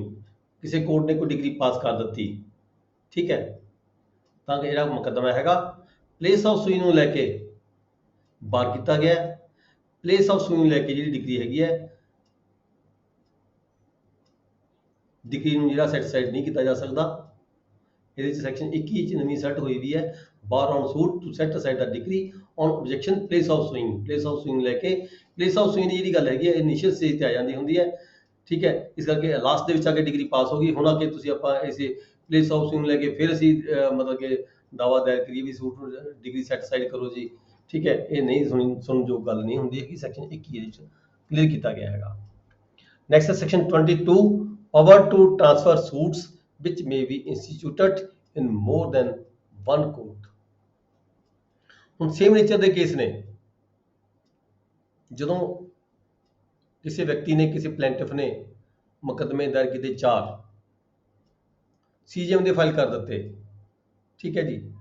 CGM ਨੇ ਕੋਈ ਮੁਕੱਦਮਾ ਕਿਸੇ ਕੋਰਟ ਭੇਜਤਾ, ਕੋਈ ਮੁਕੱਦਮਾ ਕਿਸੇ ਕੋਰਟ ਭੇਜਤਾ, ਮਾਰਕ ਕਰਤਾ ਰੂਟੀਨ ਦੇ ਵਿੱਚ, ਨਹੀਂ ਦੇਖਿਆ ਵੀ ਪਲੈਂਟਿਫ ਸੇਮ ਸੀ, ਪਾਰਟੀਆਂ ਸੇਮ ਸੀਗੀਆਂ, ਠੀਕ ਹੈ। ਇਸ ਗੱਲ ਨੂੰ ਨਹੀਂ ਧਿਆਨ ਦੇ ਵਿੱਚ ਆਇਆ। ਅਲੱਗ-ਅਲੱਗ ਕੋਰਟਾਂ ਦੇ ਵਿੱਚ ਜਿਹੜੇ ਮੁਕੱਦਮੇ ਸੀਗੇ ਉਹ ਚਲੇ ਗਏ, ਕੰਪੀਟੈਂਟ ਕੋਰਟਾਂ ਚਲੇ ਗਏ ਫੈਸਲਾ ਸੁਣਾਉਣ ਦੇ ਖਾਤਰ। ਹੁਣ ਕੀ ਹੋਏਗਾ ਜਦੋਂ ਪਾਰਟੀਆਂ ਸੇਮ ਨੇ, ਸੇਮ ਨੇਚਰ ਦੇ ਕੇਸ ਨੇ, ਅਲੱਗ-ਅਲੱਗ ਕੋਰਟਾਂ 'ਚ ਪੈਂਡਿੰਗ ਨੇ, ਚੱਲ ਰਹੇ ਨੇ, ਤਾਂ ਕੀ ਹੋਏਗਾ? ਇੱਥੇ ਕੀ ਹੈਗਾ ਸੈਕਸ਼ਨ 22 ਦੇ ਵਿੱਚ power to transfer suits which may be instituted in more than one court at the earliest opportunity if issues are settled or before. ਤਾਂ ਅਰਲੀ ਸਟੇਜ ਦੇ ਉੱਪਰ ਹੀ ਜਿਹੜੀਆਂ ਪਾਰਟੀਆਂ ਨੇ, ਕੰਪੀਟੈਂਟ ਜਿਹੜੀ ਪਾਰਟੀਆਂ ਨੇ, ਉਹ ਐਪਲੀਕੇਸ਼ਨ ਦੇ ਸਕਦੀਆਂ ਨੇ ਕਿਸੇ ਵੀ ਕੋਰਟ ਦੇ ਵਿੱਚ ਵੀ ਜਿਹੜਾ ਮੁਕੱਦਮਾ ਹੈ ਜੀ ਇਹ ਸਾਡਾ ਆਲਰੇਡੀ ਉਹ ਫਲਾਨੀ ਕੋਰਟ ਦੇ ਵਿੱਚ ਪੈਂਡਿੰਗ ਪਿਆ ਹੈਗਾ, ਸਾਡਾ ਜਿਹੜਾ ਮੇਨ ਸੂਟ ਹੈ ਫਲਾਨੀ ਕੋਰਟ ਦੇ ਵਿੱਚ ਪੈਂਡਿੰਗ ਪਿਆ ਹੈਗਾ, ਤੇ ਤੁਸੀਂ ਜਿਹੜਾ ਇਹ ਹੈ ਜਦੋਂ ਇਸ਼ੂ ਫਰੇਮ ਹੋਣੇ ਹੁੰਦੇ ਆ ਜਾਂ ਇਸ਼ੂ ਫਰੇਮ ਸੈਟਲ ਹੋ ਚੁੱਕੇ ਹੋਣ ਜਾਂ ਜੇ ਸੈਟਲ ਨਾ ਹੋਏ ਹੋਣ, ਇਸੇ ਇਨੀਸ਼ੀਅਲ ਸਟੇਜ ਦੇ ਉੱਪਰ ਹੀ ਜਿਹੜੀ ਪਾਰਟੀ ਐਪਲੀਕੇਸ਼ਨ ਦੇ ਸਕਦੀ ਹੈ ਕਿਸੇ ਵੀ ਕੋਰਟ ਦੇ ਵਿੱਚ। ਜਿਹੜਾ ਮੁਕੱਦਮਾ ਹੈਗਾ ਉਹ ਕੰਸਰਨਡ ਕੋਰਟ ਦੇ ਵਿੱਚ, ਜਿਸੇ ਮੰਨ ਲਓ 3 ਕੋਰਟਾਂ 'ਚ ਮੁਕੱਦਮੇ ਚੱਲ ਰਹੇ ਨੇ, ਕਿਸੇ ਇੱਕ ਕੋਰਟ ਦੇ ਵਿੱਚ ਫੈਸਲਾ ਕਰਨ ਦੇ ਲਈ ਵੀ ਉਸ ਕੋਰਟ ਦੀ ਸਾਡੇ ਇਹ ਜਿਹੜਾ ਹੈਗਾ ਫੈਸਲਾ ਜਿਹੜਾ ਹੈਗਾ ਆਲਰੇਡੀ ਮੁਕੱਦਮਾ ਚੱਲ ਰਿਹਾ, ਉਹਦੀ ਜਿਹੜੀ ਸਟੇਜ ਹੈਗੀ ਆ ਉਹ ਇਸ ਸਟੇਜ ਤੇ ਚੱਲਦਾ ਹੈਗਾ, ਜਿਹੜਾ ਇਹ ਵਾਲਾ ਮੁਕੱਦਮਾ ਹੈਗਾ ਇਹ ਵੀ ਉਸ ਕੋਰਟ ਦੇ ਵਿੱਚ ਸੈਂਡ ਕੀਤਾ ਜਾ ਸਕਦਾ। ਤਾਂ ਜਿਹੜੀ ਕੋਰਟ ਕੋਲੇ ਪਾਵਰ ਹੈਗੀ ਹੈ ਤਾਂ ਕੋਰਟ ਉਸ ਮੁਕੱਦਮੇ ਨੂੰ ਉਹ ਕੰਸਰਨਡ ਕੰਪੀਟੈਂਟ ਕੋਰਟ ਦੇ ਵਿੱਚ ਭੇਜ ਸਕਦੀ ਹੈ, ਤਾਂ ਕਿ ਜਿਹੜੇ 3-4 ਮੁਕੱਦਮੇ ਹੈਗੇ ਆ ਇੱਕੋ ਹੀ ਕੇਸ ਇੱਕੋ ਹੀ ਪਾਰਟੀਆਂ ਵਿਚਕਾਰ ਨੇ ਇੱਕੋ ਹੀ ਕੋਰਟ ਸੁਣ ਕੇ ਫੈਸਲਾ ਕਰ ਸਕੇ, ਠੀਕ ਹੈ ਜੀ। ਨੈਕਸਟ ਹੈ section 23 to what court application lies. ਉਹ ਕਹਿੰਦਾ ਵੀ ਜਿਹੜੀ ਸੈਕਸ਼ਨ 22 ਦੇ ਵਿੱਚ ਜਿਹੜਾ ਹੁਣ ਆਪਾਂ ਪੜ੍ਹ ਕੇ ਗਿਆ, ਸੈਕਸ਼ਨ 22 ਦੇ ਵਿੱਚ ਜੇ ਕੋਈ ਕੇਸ ਟ੍ਰਾਂਸਫਰ ਕਰਵਾ ਕੇ ਕਿਸੇ ਹੋਰ ਕੋਰਟ 'ਚ ਲਗਾ ਕੇ ਲੈ ਕੇ ਜਾਣਾ ਹੋਵੇ ਤਾਂ ਜਿਹੜੀ ਐਪਲੀਕੇਸ਼ਨ ਹੈ ਉਹ ਕਿੱਥੇ ਦੇਣੀ ਪਏਗੀ, ਅਰਜ਼ੀ ਕਿੱਥੇ ਦੇਣੀ ਪਏਗੀ? ਉਹ ਜਿਹੜੀ ਅਰਜ਼ੀ ਹੈਗੀ ਹੈ ਸੇਮ ਕੇਸ ਸੇਮ ਕੋਰਟ ਕੋਲ ਅਧਿਕਾਰ ਨਹੀਂ ਹੈਗਾ, ਮਤਲਬ ਕਿ ਇਹ ਜਿਹੜੀ ਅਰਜ਼ੀ ਹੋਏਗੀ ਉਹ ਜਿਹੜੀ ਅਪੀਲੈਂਟ ਕੋਰਟ ਹੈ ਉਹਦੀ, ਜਿਸ ਕੋਰਟ ਜੇ ਮੁਕੱਦਮਾ ਫੈਸਲਾ ਕਰਦੀ ਹੈ ਪਾਰਟੀ ਸੌਰੀ ਕੋਰਟ ਕਰਦੀ ਹੈ, ਤਾਂ ਉਸ ਦੇ ਮੁਕੱਦਮੇ ਦੀ ਅਪੀਲ ਕਿਹੜੀ ਕੋਰਟ 'ਚ ਜਾਏਗੀ? ਤਾਂ ਜਿਹੜੀ ਉਹ ਅਪੀਲੈਂਟ ਕੋਰਟ ਹੈਗੀ ਆ ਉਸ ਅਪੀਲੈਂਟ ਕੋਰਟ 'ਚ ਅਰਜ਼ੀ ਦਿੱਤੀ ਜਾਵੇਗੀ।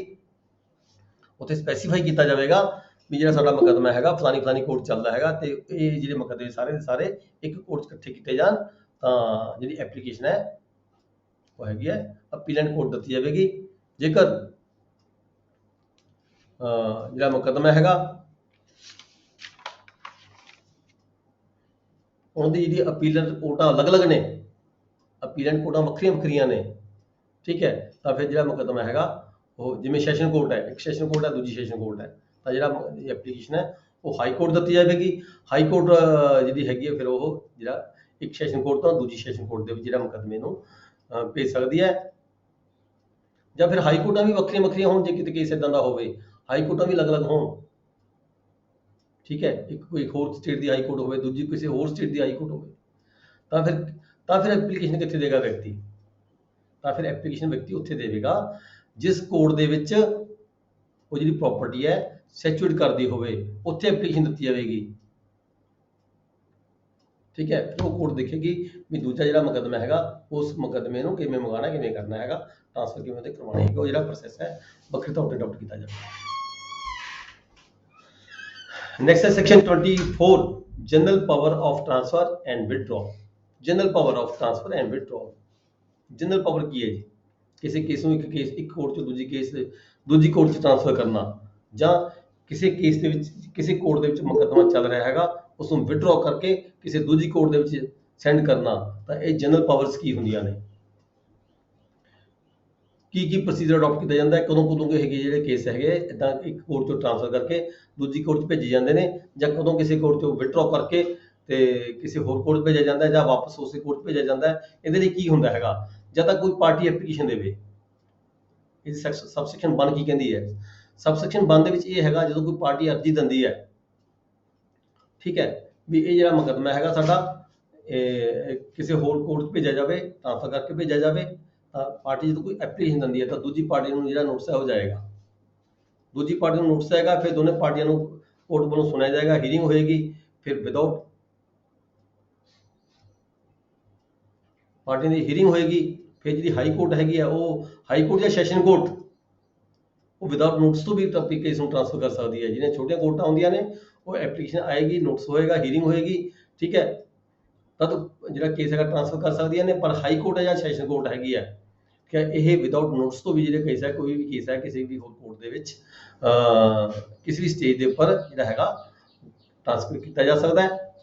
ਫਿਰ ਇਹਦੇ ਵਿੱਚ ਕਲੌਜ਼ ਇਹ ਹੈਗੀ ਹੈ, ਟ੍ਰਾਂਸਫਰ ਐਨੀ ਸੂਟ, ਅਪੀਲ ਔਰ ਪ੍ਰੋਸੀਡਿੰਗ ਫਾਰ ਦਾ ਟ੍ਰਾਇਲ। ਜਿਹੜੀ ਕੋਰਟ ਹੈਗੀ ਹੈ ਹਾਈ ਕੋਰਟ ਹੈ, ਜਿਵੇਂ ਕਿ ਸੈਸ਼ਨ ਕੋਰਟ ਹੈਗੀ ਹੈ, ਕਿਸੇ ਵੀ ਕੇਸ ਨੂੰ ਟ੍ਰਾਂਸਫਰ ਕਰ ਸਕਦੀ ਹੈ, ਕਿਸੇ ਮੁਕੱਦਮੇ ਨੂੰ ਟ੍ਰਾਂਸਫਰ ਕਰ ਸਕਦੀ ਹੈ, ਉਹ ਅਪੀਲ ਚੱਲ ਰਹੀ ਹੈ ਉਸ ਨੂੰ ਵੀ ਟ੍ਰਾਂਸਫਰ ਕਰ ਸਕਦੀ ਹੈ, ਔਰ ਪ੍ਰੋਸੀਡਿੰਗ ਚੱਲ ਰਹੀ ਹੈ for the trial to any other court, ਜਿੱਥੇ ਵੀ ਕੋਰਟ ਨੂੰ ਲੱਗਦਾ ਹੈ ਵੀ ਉਸ ਕੰਪਲੀਟ ਕੋਰਟ ਦੇ ਵਿੱਚ ਜਿੱਥੇ ਅਧਿਕਾਰ ਖੇਤਰ ਹੈਗਾ ਉਸ ਕੋਰਟ ਦੇ ਵਿੱਚ ਜਿਹੜੀ ਸੈਸ਼ਨ ਕੋਰਟ ਹੈਗੀ ਜਾਂ ਹਾਈ ਕੋਰਟ ਹੈਗੀ ਹੈ ਕੇਸ ਨੂੰ ਭੇਜ ਸਕਦੀ ਹੈ। ਜਾਂ ਫਿਰ ਜੇ ਕੋਈ ਕੇਸ ਹੈ, ਕਲੌਜ਼ B ਕੀ ਕਹਿੰਦੀ ਹੈ, ਜੇ ਕੋਈ ਕੇਸ ਹੈ ਕਿਸੇ ਕੋਰਟ ਵਿੱਚ ਚੱਲ ਰਿਹਾ ਹੈਗਾ, ਕੋਰਟ ਨੂੰ ਸੈਸ਼ਨ ਕੋਰਟ ਕੋਲ ਕੋਈ ਐਪਲੀਕੇਸ਼ਨ ਆ ਗਈ, ਜਾਂ ਸੈਸ਼ਨ ਕੋਰਟ ਸੂ ਮੋਟੋ ਜਾਂ ਹਾਈ ਕੋਰਟ ਦੀ ਕੋਈ ਅਰਜ਼ੀ ਆ ਗਈ, ਜਾਂ ਹਾਈ ਕੋਰਟ ਸੂ ਮੋਟੋ ਆਪਣੀ ਮਰਜ਼ੀ ਦੇ ਨਾਲ ਉਹਨੂੰ ਕਿਤੇ ਕੋਈ ਆਬਜੈਕਸ਼ਨ ਹੋਈ, ਕੋਈ ਕੰਪਲੇਂਟ ਹੋਈ, ਠੀਕ ਹੈ, ਤਾਂ ਕਿਸੇ ਵੀ ਕੋਰਟ ਦੇ ਵਿੱਚ ਕੋਈ ਚੱਲ ਰਹੀ ਮੁਕੱਦਮੇ ਨੂੰ ਜਿਹੜੀ ਹੈਗੀ ਕੋਰਟ ਹੈ ਵਾਪਸ ਵਿਦਡਰਾਅ ਕਰ ਸਕਦੀ ਹੈ। ਕੋਈ ਅਪੀਲ ਚੱਲਦੀ ਹੈ ਕਿਸੇ ਸੈਸ਼ਨ ਕੋਰਟ ਦੇ ਵਿੱਚ ਤਾਂ ਹਾਈ ਕੋਰਟ ਵਿਦਡਰਾਅ ਕਰ ਸਕਦੀ ਹੈ। ਜੇ ਕੋਈ ਕੇਸ ਚੱਲਦਾ ਹੈ ਕਿਸੇ ਲੋਅਰ ਕੋਰਟ ਦੇ ਵਿੱਚ ਤਾਂ ਸੈਸ਼ਨ ਕੋਰਟ ਹੈ ਉਹਨੂੰ ਵਿਦਡਰਾਅ ਕਰ ਸਕਦੀ ਹੈ। ਕੋਈ ਕੇਸ ਪੈਂਡਿੰਗ ਹੋਵੇ ਉਹਦੀ ਸਬਆਰਡੀਨੇਟ ਕੋਰਟ ਹੋਵੇਗਾ, ਆਪਣੀ ਸਬਆਰਡੀਨੇਟ ਕੋਰਟ ਦੇ ਵਿੱਚੋਂ, ਠੀਕ ਹੈ, ਕੇਸ ਨੂੰ ਚੱਲਦੇ ਕੇਸ ਨੂੰ ਵਿਦਡਰਾਅ ਕਰ ਸਕਦੀ ਹੈ ਤੇ ਫਿਰ ਕਿਸੇ ਹੋਰ ਕੋਰਟ ਦੇ ਵਿੱਚ ਭੇਜਿਆ ਜਾ ਸਕਦਾ ਹੈ ਟਰਾਈ ਔਰ ਡਿਸਪੋਜ਼, ਉਸ ਕੇਸ ਦਾ ਟ੍ਰਾਇਲ ਸੁਣਨ ਦੇ ਲਈ ਤੇ ਉਸ ਨੂੰ ਫੈਸਲਾ ਕਰਨ ਦੇ ਲਈ ਕਿਸੇ ਦੂਜੀ ਕੋਰਟ ਦੇ ਵਿੱਚ ਜਿਹੜੀ ਉਹਦੇ ਸਬਆਰਡੀਨੇਟ ਕੋਰਟ ਹੋਵੇ, ਉਹਦੇ ਅਧਿਕਾਰ ਖੇਤਰ ਦੇ ਵਿੱਚ ਹੋਵੇ, ਪਰ ਕੋਰਟ ਨੂੰ ਸੁਣਨ ਦਾ ਅਧਿਕਾਰ ਵੀ ਹੋਵੇ, ਉਸ ਕੋਰਟ ਦੇ ਵਿੱਚ ਭੇਜਿਆ ਜਾ ਸਕਦਾ ਹੈ। ਟ੍ਰਾਂਸਫਰ ਟੂ ਐਨੀ ਕੋਰਟ, ਠੀਕ ਹੈ, transfer to withdraw the court, transfer ਕਰਕੇ ਭੇਜਿਆ ਜਾ ਸਕਦਾ ਹੈ, ਵਾਪਸ ਵੀ ਲੈ ਜਾ ਸਕਦਾ ਹੈ, ਦੁਬਾਰਾ ਵੀ ਭੇਜਿਆ ਜਾ ਸਕਦਾ ਉਸੇ ਕੋਰਟ ਨੂੰ। ਦੈਨ ਸਬਸੈਕਸ਼ਨ 2 ਹੈਗਾ ਟ੍ਰਾਂਸਫਰੀ ਕੋਰਟ। ਜਿਹੜੀ ਟ੍ਰਾਂਸਫਰੀ ਕੋਰਟ ਹੈ, ਟ੍ਰਾਂਸਫਰੀ ਕੋਰਟ ਕਿਹੜੀ ਹੋਈ? ਜਿਸ ਕੋਰਟ 'ਚ ਮੁਕੱਦਮਾ ਚਲਿਆ ਗਿਆ, ਠੀਕ ਹੈ, ਜਿਸ ਕੋਰਟ 'ਚ ਮੁਕੱਦਮਾ ਚਲਿਆ ਗਿਆ subject to the special direction, ਜਾਂ ਤਾਂ ਫਿਰ ਹਾਈ ਕੋਰਟ ਨੇ ਜਾਂ ਸੈਸ਼ਨ ਕੋਰਟ ਨੇ। ਜੇਕਰ ਕੋਈ ਸਪੈਸ਼ਲ ਡਾਇਰੈਕਸ਼ਨ ਦਿੱਤੀ ਹੋਈ ਹੋਵੇ ਆਰਡਰ ਕਰਕੇ, ਜਦੋਂ ਕੇਸ ਨੂੰ ਵਾਪਸ ਕਿਸੇ ਕੋਰਟ ਕੋਲੇ ਕੇਸ ਨੂੰ ਫੈਸਲੇ ਲਈ ਭੇਜਿਆ ਜਾ ਰਿਹਾ ਹੈ, ਜਾਂ ਤਾਂ ਕੋਈ ਸਪੈਸ਼ਲ ਡਾਇਰੈਕਸ਼ਨ ਦਿੱਤੀ ਹੋਵੇ ਤਾਂ ਫਿਰ ਉਹਦੇ ਅਕੋਰਡਿੰਗ ਕਾਰਵਾਈ ਕੀਤੀ ਜਾਵੇਗੀ, ਜਾਂ ਫਿਰ ਜਿਹੜਾ ਕੇਸ ਹੈਗਾ ਉਹ ਨਵੇਂ ਸਿਰੇ ਤੋਂ ਸੁਣਿਆ ਜਾਏਗਾ, ਤੇ ਜਾਂ ਫਿਰ ਕੇਸ ਨੂੰ ਜਿਸ ਪੁਆਇੰਟ ਤੇ ਕੇਸ ਚੱਲ ਰਿਹਾ ਸੀ ਪਹਿਲਾਂ ਉਸ ਪੁਆਇੰਟ ਤੋਂ ਵੀ ਜਿਹੜਾ ਕੇਸ ਹੈਗਾ ਉਸ ਨੂੰ ਸੁਣਿਆ ਜਾ ਸਕਦਾ ਹੈ ਟ੍ਰਾਂਸਫਰੀ ਕੋਰਟ ਵੱਲੋਂ। ਜਿਸ ਕੋਰਟ ਦੇ ਵਿੱਚ ਮੁਕੱਦਮਾ ਚੱਲਿਆ ਜਾਂ ਸਪੈਸ਼ਲ ਡਾਇਰੈਕਸ਼ਨ ਕੋਈ ਹੋਈਆਂ ਹੋਣ ਉਸ ਨੂੰ ਉਹਦੇ ਆਧਾਰ ਤੇ, ਜਾਂ ਫਿਰ ਨਵੇਂ ਸਿਰੇ ਤੋਂ, ਜਾਂ ਫਿਰ ਜਿਸ ਪੁਆਇੰਟ ਤੇ ਕੇਸ ਬਦਲ ਕੇ ਆਇਆ ਹੈਗਾ ਉਸ ਪੁਆਇੰਟ ਤੋਂ ਲੈ ਕੇ ਵੀ ਜਿਹੜਾ ਮੁਕੱਦਮਾ ਹੈਗਾ ਸੁਣ ਕੇ ਡਿਸਾਈਡ ਕੀਤਾ ਜਾ ਸਕਦਾ ਹੈ। ਦੈਨ ਸਬਸੈਕਸ਼ਨ 3 ਹੈਗਾ for the purpose of this section court of additional, ਔਰ ਜਿਹੜੀ ਅਸਿਸਟੈਂਟ ਜੱਜ ਦੀ ਜਿਹੜੀ ਕੋਰਟ ਹੈਗੀ ਹੈ, ਐਡੀਸ਼ਨਲ ਸੈਸ਼ਨ ਜੱਜ ਦੀ ਕੋਰਟ ਹੈਗੀ ਹੈ, ਇਹਨੂੰ ਆਪਾਂ ਇਹ ਕਿਹਾ ਗਿਆ ਵੀ ਜਿਹੜੀ ਸੈਸ਼ਨ ਜੱਜ ਦੀਆਂ ਇਹ ਸਬੋਰਡੀਨੇਟ ਕੋਰਟਸ ਹੁੰਦੀਆਂ। ਐਡੀਸ਼ਨਲ ਸੈਸ਼ਨ ਜੱਜ ਦੀ ਕੋਰਟ, ਅਸਿਸਟੈਂਟ ਸੈਸ਼ਨ ਜੱਜ ਦੀ ਕੋਰਟ, ਜਿਹੜੀਆਂ ਇਹ ਕੋਰਟਾਂ ਹੋਣਗੀਆਂ ਇਹ ਸੈਸ਼ਨ ਜੱਜ ਦੀ ਕੋਰਟ ਦੀਆਂ ਸਬੋਰਡੀਨੇਟ ਕੋਰਟਾਂ ਹੋਣਗੀਆਂ।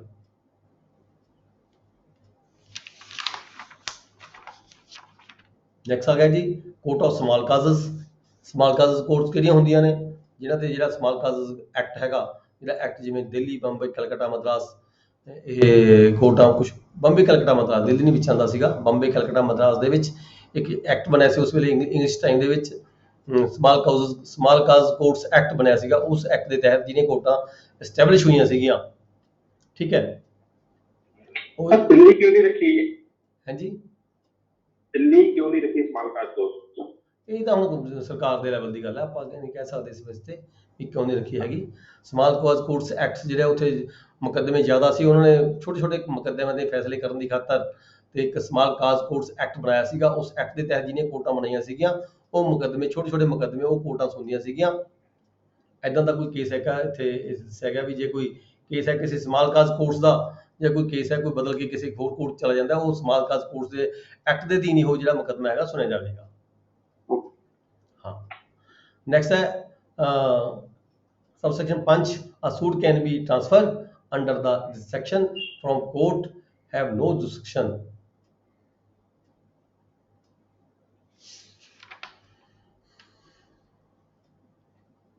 ਜੇ ਕਿਸੇ ਕੋਰਟ ਕੋਲੇ ਕੋਈ ਮੁਕੱਦਮਾ ਚੱਲ ਰਿਹਾ ਹੈ ਜਿਹਦੀ ਕੋਈ ਜੁਰਿਸਡਿਕਸ਼ਨ ਨਹੀਂ ਹੈਗੀ ਹੈ, ਠੀਕ ਹੈ, ਕਿਸੇ ਸਟੇਜ ਤੇ ਆ ਕੇ ਪਤਾ ਚੱਲ ਜਾਂਦਾ ਵੀ ਇਹ ਮੁਕੱਦਮਾ ਚੱਲ ਰਿਹਾ ਹੈ, ਕੋਈ ਪਾਰਟੀ ਇਤਰਾਜ਼ ਕਰਦੀ ਹੈ, ਕੋਈ ਐਪਲੀਕੇਸ਼ਨ ਦਿੰਦੀ ਹੈ, ਕੋਈ objection ਕਰਦੀ ਹੈਗੀ ਹੈ, ਤਾਂ ਕੋਈ ਵੀ ਕੋਰਟ, ਸੈਸ਼ਨ ਕੋਰਟ ਹੈ, session court of the subordinate court ਤੋਂ, ਜਾਂ ਹਾਈ ਕੋਰਟ ਹੈ, ਕੋਈ ਸੈਸ਼ਨ ਕੋਰਟ 'ਚ ਮੁਕੱਦਮਾ ਚੱਲਦਾ ਪਿਆ ਹੈ, ਠੀਕ ਹੈ, ਜਾਂ ਐਡੀਸ਼ਨਲ ਸੈਸ਼ਨ ਜੱਜ ਦਾ ਕੋਈ ਮੁਕੱਦਮਾ ਚੱਲ ਰਿਹਾ ਹੈ, ਅਸਿਸਟੈਂਟ ਸੈਸ਼ਨ ਜੱਜ ਦਾ ਕੋਈ ਮੁਕੱਦਮਾ ਚੱਲ ਰਿਹਾ ਹੈ, ਤਾਂ ਜਿਹੜੀ ਸੈਸ਼ਨ ਕੋਰਟ ਹੈਗੀ ਹੈ ਉਹ ਵਾਲੀ ਕੋਰਟ ਕਿਸੇ ਵੀ ਕੇਸ ਨੂੰ ਜਿਹੜਾ ਕਿ ਕੋਰਟ ਜਿਹੜੀ ਸੁਣਤਾ ਰਹੀ ਹੈ ਪਰ ਉਹਦੀ ਜਿਹੜੀ ਜੁਰਿਸਡਿਕਸ਼ਨ ਨਹੀਂ ਹੈਗੀ, ਇਸੇ ਤਰੀਕੇ ਹਾਈ ਕੋਰਟ, ਜੇ ਕੋਈ ਸੈਸ਼ਨ ਕੋਰਟ 'ਚ ਮੁਕੱਦਮਾ ਚੱਲ ਰਿਹਾ ਹੈ, ਸੈਸ਼ਨ ਕੋਰਟ ਸੁਣ ਰਹੀ ਹੈ ਮੁਕੱਦਮੇ ਨੂੰ ਪਰ ਉਹਦੀ ਜਿਹੜੀ ਜੁਰਿਸਡਿਕਸ਼ਨ ਨਹੀਂ ਹੈਗੀ, ਇਹ ਕੋਰਟ ਨੂੰ ਸੈਟੀਸਫਾਈ ਹੁੰਦਾ, ਹਾਈ ਕੋਰਟ ਸੈਟੀਸਫਾਈ ਹੁੰਦੀ ਹੈ ਇਸ ਗੱਲ ਤੋਂ ਵੀ ਇਹ ਸੈਸ਼ਨ ਕੋਰਟ ਮੁਕੱਦਮਾ ਸੁਣ ਰਹੀ ਹੈ ਪਰ ਇਹਦਾ ਜਿਹੜਾ ਅਧਿਕਾਰ ਖੇਤਰ ਨਹੀਂ ਹੈਗਾ, ਉਸ ਸਟੇਜ ਤੇ ਕਿਸੇ ਵੀ ਕੋਰਟ ਤੋਂ ਜਿਹੜੀ ਅਥਾਰਟੀ ਕੋਰਟ ਹੁੰਦੀ ਹੈ ਆਪਦੀ ਸਬੋਰਡੀਨੇਟ ਕੋਰਟ ਤੋਂ ਕੋਈ ਵੀ ਮੁਕੱਦਮਾ ਬਿਲਡ ਹੈਲਡ ਕਰਕੇ ਕਿਸੇ ਕੰਪੀਟੈਂਟ ਕੋਰਟ ਨੂੰ ਜਿਹੜਾ ਹੈਗਾ ਉਹ ਫਰਦਰ ਪ੍ਰੋਸੀਡਿੰਗ ਦੇ ਲਈ,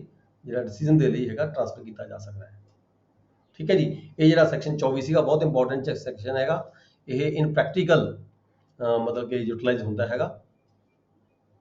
ਠੀਕ ਹੈ, ਰੈਵਨਿਊ ਕੋਰਟਾਂ 'ਚ ਵੀ ਸੇਮ ਪ੍ਰੋਸੀਜਰ ਹੈ ਟ੍ਰਾਂਸਫਰ ਦਾ? ਰੈਵਨਿਊ ਕੋਰਟਾਂ 'ਚ ਵੀ ਸੇਮ ਪ੍ਰੋਸੀਜਰ ਹੈ। ਰੈਵਨਿਊ ਕੋਰਟਾਂ ਜਿਹੜੀ ਕੰਪੀਟੈਂਟ ਜਿਹੜੀ ਕੋਰਟ ਹੁੰਦੀ ਹੈ, ਜਿੰਨੀਆਂ ਵੀ ਉਹਦੀਆਂ ਸਬੋਰਡੀਨੇਟ ਕੋਰਟਸ ਹੁੰਦੀਆਂ ਨੇ, ਜਿਵੇਂ ਡੀਸੀ ਹੈ, ਡੀਸੀ ਦੀਆਂ ਸਬੋਰਡੀਨੇਟ ਕੋਰਟਸ ਕਿੰਨੀਆਂ ਹੁੰਦੀਆਂ? ਜ਼ਿਲ੍ਹੇ ਦੀਆਂ ਜਿੰਨੀਆਂ ਸਾਰੀਆਂ ਕੋਰਟਾਂ ਹੁੰਦੀਆਂ ਰੈਵਨਿਊ ਕੋਰਟਾਂ, ਉਹ ਜਿਹੜੀ ਡੀਸੀ ਦੀਆਂ ਸਾਰੀਆਂ ਸਬੋਰਡੀਨੇਟ ਕੋਰਟਸ ਹੁੰਦੀਆਂ ਨੇ। ਕਮਿਸ਼ਨਰ ਹੈ, ਕਮਿਸ਼ਨਰ ਦੀਆਂ ਸਬੋਰਡੀਨੇਟ ਕੋਰਟਸ ਕਿੰਨੀਆਂ ਹੁੰਦੀਆਂ ਨੇ? ਜਿੰਨੀਆਂ ਡਿਵੀਜ਼ਨ ਦੇ ਵਿੱਚ ਕੋਰਟਾਂ ਹੁੰਦੀਆਂ, ਚਾਹੇ ਉਹ ਡੀਸੀ ਦੀ ਕੋਰਟ ਹੈ, ਚਾਹੇ ਉਹ ਕਿਸੇ ਐਸਡੀਐਮ ਦੀ ਕੋਰਟ ਹੈ, ਚਾਹੇ ਉਹ ਤਹਿਸੀਲਦਾਰ ਤਹਿਸੀਲਦਾਰ ਦੀ ਕੋਰਟ ਹੈ, ਉਹ ਸਾਰੀਆਂ ਕਮਿਸ਼ਨਰ ਦੀਆਂ ਸਬੋਰਡੀਨੇਟ ਕੋਰਟਸ ਹੁੰਦੀਆਂ ਨੇ। ਇਸ ਤਰ੍ਹਾਂ ਐਫਸੀਆਰ ਹੈ, ਐਫਸੀਆਰ ਦੀਆਂ ਜਿੰਨੀਆਂ ਵੀ ਪੂਰਾ ਪੰਜਾਬ ਦੀਆਂ ਜਿੰਨੀਆਂ ਕੋਰਟਸ ਹੁੰਦੀਆਂ ਨੇ, ਚਾਹੇ ਉਹ ਕਮਿਸ਼ਨਰ ਦੀ ਕੋਰਟ ਹੈ, ਚਾਹੇ ਉਹ ਡੀਸੀ ਦੀ ਕੋਰਟ ਹੈ, ਚਾਹੇ ਉਹ ਤਹਿਸੀਲਦਾਰ ਐਸਡੀਐਮ ਨੇ ਤਹਿਸੀਲਦਾਰ ਦੀ ਕੋਰਟ ਹੈ, ਉਹ ਸਾਰੀਆਂ ਐਫਸੀਆਰ ਦੀਆਂ ਜਿਹੜੀਆਂ ਸਬੋਰਡੀਨੇਟ ਕੋਰਟਸ ਹੁੰਦੀਆਂ ਨੇ। ਐਫਸੀਆਰ ਕਿਸੇ ਵੀ ਪੰਜਾਬ ਦੇ ਵਿੱਚ ਕਿਸੇ ਵੀ ਕੋਰਟ 'ਚ ਚੱਲਦੇ ਮੁਕੱਦਮੇ ਨੂੰ ਕਿਸੇ ਵੀ ਸਟੇਜ ਤੇ ਜਦੋਂ ਉਹਦੇ ਕੋਲ ਕੋਈ ਐਪਲੀਕੇਸ਼ਨ ਆਵੇ ਜਾਂ ਉਹ ਸੂਮੋਟੋ ਬਾਈ ਹਿਸ ਓਨ ਮੋਸ਼ਨ, ਠੀਕ ਹੈ, ਵਿਦਹੈਲਡ ਕਰਕੇ ਟ੍ਰਾਂਸਫਰ ਕਰਕੇ ਕਿਸੇ ਕੰਪੀਟੈਂਟ ਕੋਰਟ ਨੂੰ ਦੁਬਾਰਾ ਫੈਸਲੇ ਲਈ ਭੇਜ ਸਕਦੇ ਹੈਗੇ। ਸੇਮ ਨੇਚਰ ਜਿਵੇਂ ਆਪਾਂ ਪੜ੍ਹਿਆ ਸੀ ਪਹਿਲਾਂ ਸਿਵਲ ਕੋਰਟ ਰੈਵਨਿਊ ਕੋਰਟਾਂ ਦਾ, ਉਹੀ ਜਿਹੜਾ ਹੈਗਾ ਪ੍ਰੋਸੀਜਰ ਇੱਥੇ ਹੈਗਾ। ਸਰ ਕੇਵਲ ਅਪੀਲੈਂਟ ਕੋਰਟ ਹੀ ਟ੍ਰਾਂਸਫਰ ਕਰ ਸਕਦੀ ਹੈ ਜਿੱਥੇ ਵੀ ਅਪੀਲ ਅਪਲਾਈ ਕਰਦੀ ਹੈ? ਸਬੋਰਡੀਨੇਟ ਕੋਰਟ ਦਾ ਜਿਹੜੀ ਕੋਰਟ ਦੇ ਕੋਲੇ ਜਿਹੜੀ ਕੋਰਟ ਦਾ ਜਿਹੜੀ ਕੋਰਟ ਉਹਦੀ ਅਪੀਲੈਂਟ ਕੋਰਟ ਹੈ, ਆਪਣੀ ਸਬੋਰਡੀਨੇਟ ਕੋਰਟ ਤੋਂ ਟ੍ਰਾਂਸਫਰ ਕਰ ਸਕਦੇ ਕੇਸ। ਜਿਵੇਂ ਸਰ ਐਸਡੀਐਮ ਕੋਰਟਾਂ 'ਚ ਅਪੀਲੈਂਟ ਅਥਾਰਟੀ ਕਮਿਸ਼ਨਰ ਹੈ, ਕੇਸ ਟ੍ਰਾਂਸਫਰ ਡੀਸੀ ਵੀ ਕਰ ਦਿੰਦਾ ਜੀ। ਉੱਥੇ ਜਿਹੜੇ ਐਸਡੀਐਮ ਹੁੰਦੇ ਨੇ, ਜਿੱਥੇ ਦੇਖੋ ਜਿਹਦਾ ਕਲੈਕਟਰ ਦੀ ਪਾਵਰਸ ਦੇ ਵਿੱਚ ਜੇ ਕਲੈਕਟਰ ਦੀ ਪਾਵਰ ਹੈਗੀ ਹੈ, ਪਰ ਉੱਥੇ ਆਪਾਂ ਜਦੋਂ ਦੇਖੋ ਲਾਅ ਪੜ੍ਹਦੇ ਹੋਏ ਇਹ ਕਿਹਾ ਗਿਆ ਵੀ ਬੇਸ਼ੱਕ ਕਲੈਕਟਰ ਜਿਹੜਾ ਐਸਡੀਐਮ ਹੈ with the powers of the collector deal ਕਰਦਾ ਹੈ, but he will work with the supervision of the district commissioner, ਤਾਂ ਉਹ ਜਿਹੜਾ ਫਿਰ ਵੀ ਡਿਪਟੀ ਕਮਿਸ਼ਨਰ ਦੀ ਸੁਪਰਵਿਜ਼ਨ ਦੇ ਵਿੱਚ ਅੰਡਰ ਕੰਟਰੋਲ 'ਚ ਰਹੇਗਾ। ਸਰ ਜਿਹੜੇ ਸੀਆਰਪੀਸੀ ਹੈ ਉਹਦੀ ਅਪੀਲੈਂਟ ਕੋਰਟ ਸੈਸ਼ਨ ਕੋਰਟ ਹੈ, ਪਰ ਐਸਡੀਐਮ ਜਿਹੜਾ ਹੈ ਡੀਸੀ ਦੇ ਅੰਡਰ ਹੈ, ਤਾਂ ਕਿਹੜੀ ਕੋਰਟ ਟ੍ਰਾਂਸਫਰ ਕਰ ਸਕਦੀ ਹੈ? ਕੀ ਗੱਲ ਕਰਦੇ ਹੋ? ਸੀਆਰਪੀਸੀ ਦੇ ਜਿਹੜੇ ਕੇਸ ਹੁੰਦੇ ਆ ਉਹਦੀ ਅਪੀਲੈਂਟ ਕੋਰਟ ਸੈਸ਼ਨ ਕੋਰਟ ਹੈ ਹਾਂ, ਤੇ ਐਸਡੀਐਮ ਡੀਸੀ ਦੇ ਅੰਡਰ ਹੈ, ਤਾਂ ਕਿਹੜੀ ਕੋਰਟ ਟ੍ਰਾਂਸਫਰ ਕਰ ਸਕਦੀ ਹੈ? ਡੀਸੀ ਕਰ ਸਕਦਾ ਜਾਂ ਸੈਸ਼ਨ ਕੋਰਟ? ਸੈਸ਼ਨ ਕੋਰਟ ਹੀ ਕਰੇਗੀ ਜਦੋਂ ਮੁਕੱਦਮਾ ਉਹਦੇ ਕੋਰਟ ਚੱਲ ਰਿਹਾ ਹੈ। ਮੁਕੱਦਮਾ ਕ੍ਰਿਮੀਨਲ ਕੋਰਟਾਂ ਚੱਲ ਰਿਹਾ ਹੈ ਨਾ ਜੀ। ਜੇ ਰੈਵਨਿਊ ਕੋਰਟਾਂ 'ਚ ਮੁਕੱਦਮਾ ਚੱਲ ਰਿਹਾ ਹੋਵੇ ਤਾਂ ਰੈਵਨਿਊ ਕੋਰਟ ਕਰੇਗੀ। ਜੇ ਮੁਕੱਦਮਾ ਸੈਸ਼ਨ ਕੋਰਟ ਦੇ ਅਧੀਨ, ਸਬਆਰਡੀਨੇਟ ਕੋਰਟਸ ਐਸਡੀਐਮ ਦੀ ਡੀਸੀ ਜਾਂ ਐਸਡੀਐਮ ਦੀ ਸਬਆਰਡੀਨੇਟ ਕੋਰਟਸ ਨਹੀਂ ਹੁੰਦੀਆਂ ਜਿਹੜੀਆਂ ਸਿਵਲ ਕੋਰਟਾਂ ਹੁੰਦੀਆਂ ਨੇ। They are not subordinates of the collector, ਠੀਕ ਹੈ। ਉਹ ਸੈਸ਼ਨ ਜੱਜ ਦੀਆਂ ਸਬਆਰਡੀਨੇਟ ਕੋਰਟਸ ਹੁੰਦੀਆਂ ਨੇ। ਡੀਸੀ ਦੀਆਂ ਸਬਆਰਡੀਨੇਟ ਕੋਰਟਸ ਹੁੰਦੀਆਂ ਨੇ ਜਿਹੜੀਆਂ ਸਾਡੀਆਂ ਕੋਰਟਾਂ ਹੁੰਦੀਆਂ ਨੇ। ਆਪਣੀ ਸਬਆਰਡੀਨੇਟ ਕੋਰਟ ਦਾ ਹੀ ਜਿਹੜਾ ਮੁਕੱਦਮਾ ਹੈਗਾ ਉਸ ਨੂੰ ਟ੍ਰਾਂਸਫਰ ਕੀਤਾ ਜਾ ਸਕਦਾ ਹੈ। ਨੈਕਸਟ ਹੈ ਜੀ ਸੈਕਸ਼ਨ 25। ਸੈਕਸ਼ਨ 25 ਕੀ ਹੈ ਜੀ? Power of supreme court to transfer the suits etcetera. ਇੱਥੇ ਸੁਪਰੀਮ ਕੋਰਟ ਦੀ ਗੱਲ ਕੀਤੀ ਗਈ ਹੈ। Power of supreme court to transfer suits etcetera. ਇੱਥੇ ਵੀ ਕੀ ਹੈਗਾ, ਜਦੋਂ ਕੋਈ ਐਪਲੀਕੇਸ਼ਨ ਦੇਵੇ ਵਿਅਕਤੀ, ਠੀਕ ਹੈ, ਤਾਂ ਕੀ ਹੋਏਗਾ? ਨੋਟਿਸ ਹੋਏਗਾ, ਹੀਅਰਿੰਗ ਹੋਏਗੀ ਪਾਰਟੀਆਂ ਦੀ, ਸੁਪਰੀਮ ਕੋਰਟ ਨੋਟਿਸ ਭੇਜੇਗੀ, ਨੋਟਿਸ ਹੋਏਗਾ, ਹੀਅਰਿੰਗ ਹੋਏਗੀ। Supreme Court may at any stage can transfer High Court or civil court of a state. किसी भी स्टेट ਦੇ ਵਿੱਚ ਕੋਈ ਮੁਕੱਦਮਾ ਚੱਲ ਰਿਹਾ ਹੈਗਾ, ਠੀਕ ਹੈ, ਕੋਈ ਐਪਲੀਕੇਸ਼ਨ ਹਾਈ ਕੋਰਟ ਕੋਲੇ ਜਾਂਦੀ ਹੈ ਜਾਂ ਸੁਪਰੀਮ ਕੋਰਟ ਕੋਲ ਜਾਂਦੀ ਹੈ, ਤਾਂ Supreme Court on his own motion or on the application of the parties ਤੇ ਨੋਟਿਸ ਭੇਜ ਕੇ ਪਾਰਟੀ ਨੂੰ ਸੁਣੇਗੀ। ਫਿਰ High Court or civil court of a state, ਜੇ ਮੁਕੱਦਮਾ ਕਿਸੇ ਹਾਈ ਕੋਰਟ ਚੱਲ ਰਿਹਾ ਹੈ, ਜੇ ਮੁਕੱਦਮਾ ਕਿਸੇ ਸਿਵਲ ਕੋर्ट चल रहा है, high Court or civil court. मान लो देखो मैं ਤੁਹਾਨੂੰ ਇਹ ਸਮਝਾਵਾਂ, ਮੰਨ ਲਓ ਮੁਕੱਦਮਾ ਚੱਲ ਰਿਹਾ ਪੰਜਾਬ ਦੀ ਕੋਰਟ ਦੇ ਵਿੱਚ, ਠੀਕ ਹੈ, ਹਾਈ ਕੋਰਟ ਹੈ ਚਾਹੇ ਸਿਵਲ ਕੋਰਟ ਹੈ, ਪੰਜਾਬ ਸਟੇਟ ਦੀ ਕੋਰਟ ਹੈ, ਕੋਈ ਹਾਈ ਕੋਰਟ ਹੈ ਚਾਹੇ ਸਿਵਲ ਕੋਰਟ ਹੈ, ਇੱਥੇ ਕੋਈ ਮੁਕੱਦਮਾ ਚੱਲ ਰਿਹਾ ਹੈਗਾ, ਤਾਂ Supreme Court on the application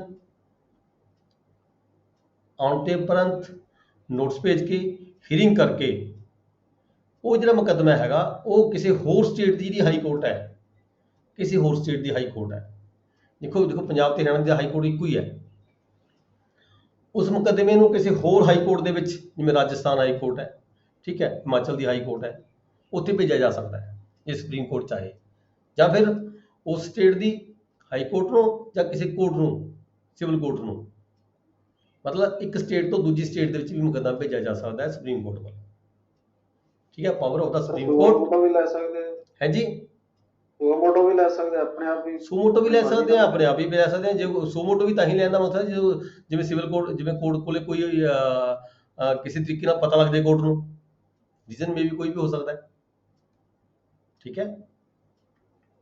application ਜਾਂ ਕੋਈ ਪਾਰਟੀ ਐਪਲੀਕੇਸ਼ਨ ਦੇਵੇ, ਫਿਰ ਨੋਟਿਸ ਹੋਏਗਾ, ਫਿਰ ਹੀਅਰਿੰਗ ਹੋਏਗੀ, ਫਿਰ ਇੱਕ ਸਟੇਟ ਤੋਂ, ਚਾਹੇ ਉਹ ਮੁਕੱਦਮਾ ਕਿਸੇ ਹਾਈ ਕੋਰਟ ਚੱਲਦਾ ਹੈ ਚਾਹੇ ਸਿਵਲ ਕੋਰਟ ਵਿੱਚ ਚੱਲਦਾ ਹੈ, ਕਿਸੇ ਵੀ ਸਟੇਟ ਦੀ ਸਿਵਲ ਕੋਰਟ ਚੱਲਦਾ ਹੈ, ਉਸ ਸਟੇਟ ਦੇ ਵਿੱਚੋਂ ਜਿਹੜਾ ਮੁਕੱਦਮਾ ਹੈ ਕਿਸੇ ਹੋਰ ਸਟੇਟ ਦੀ ਹਾਈ ਕੋਰਟ ਦੇ ਵਿੱਚ ਵੀ ਜਾਂ ਸਿਵਲ ਕੋਰਟ ਦੇ ਵਿੱਚ ਵੀ ਜਿਹੜਾ ਹੈਗਾ ਟ੍ਰਾਂਸਫਰ ਕੀਤਾ ਜਾ ਸਕਦਾ ਹੈ ਫਾਰ ਦਾ ਡਿਸੀਜਨ।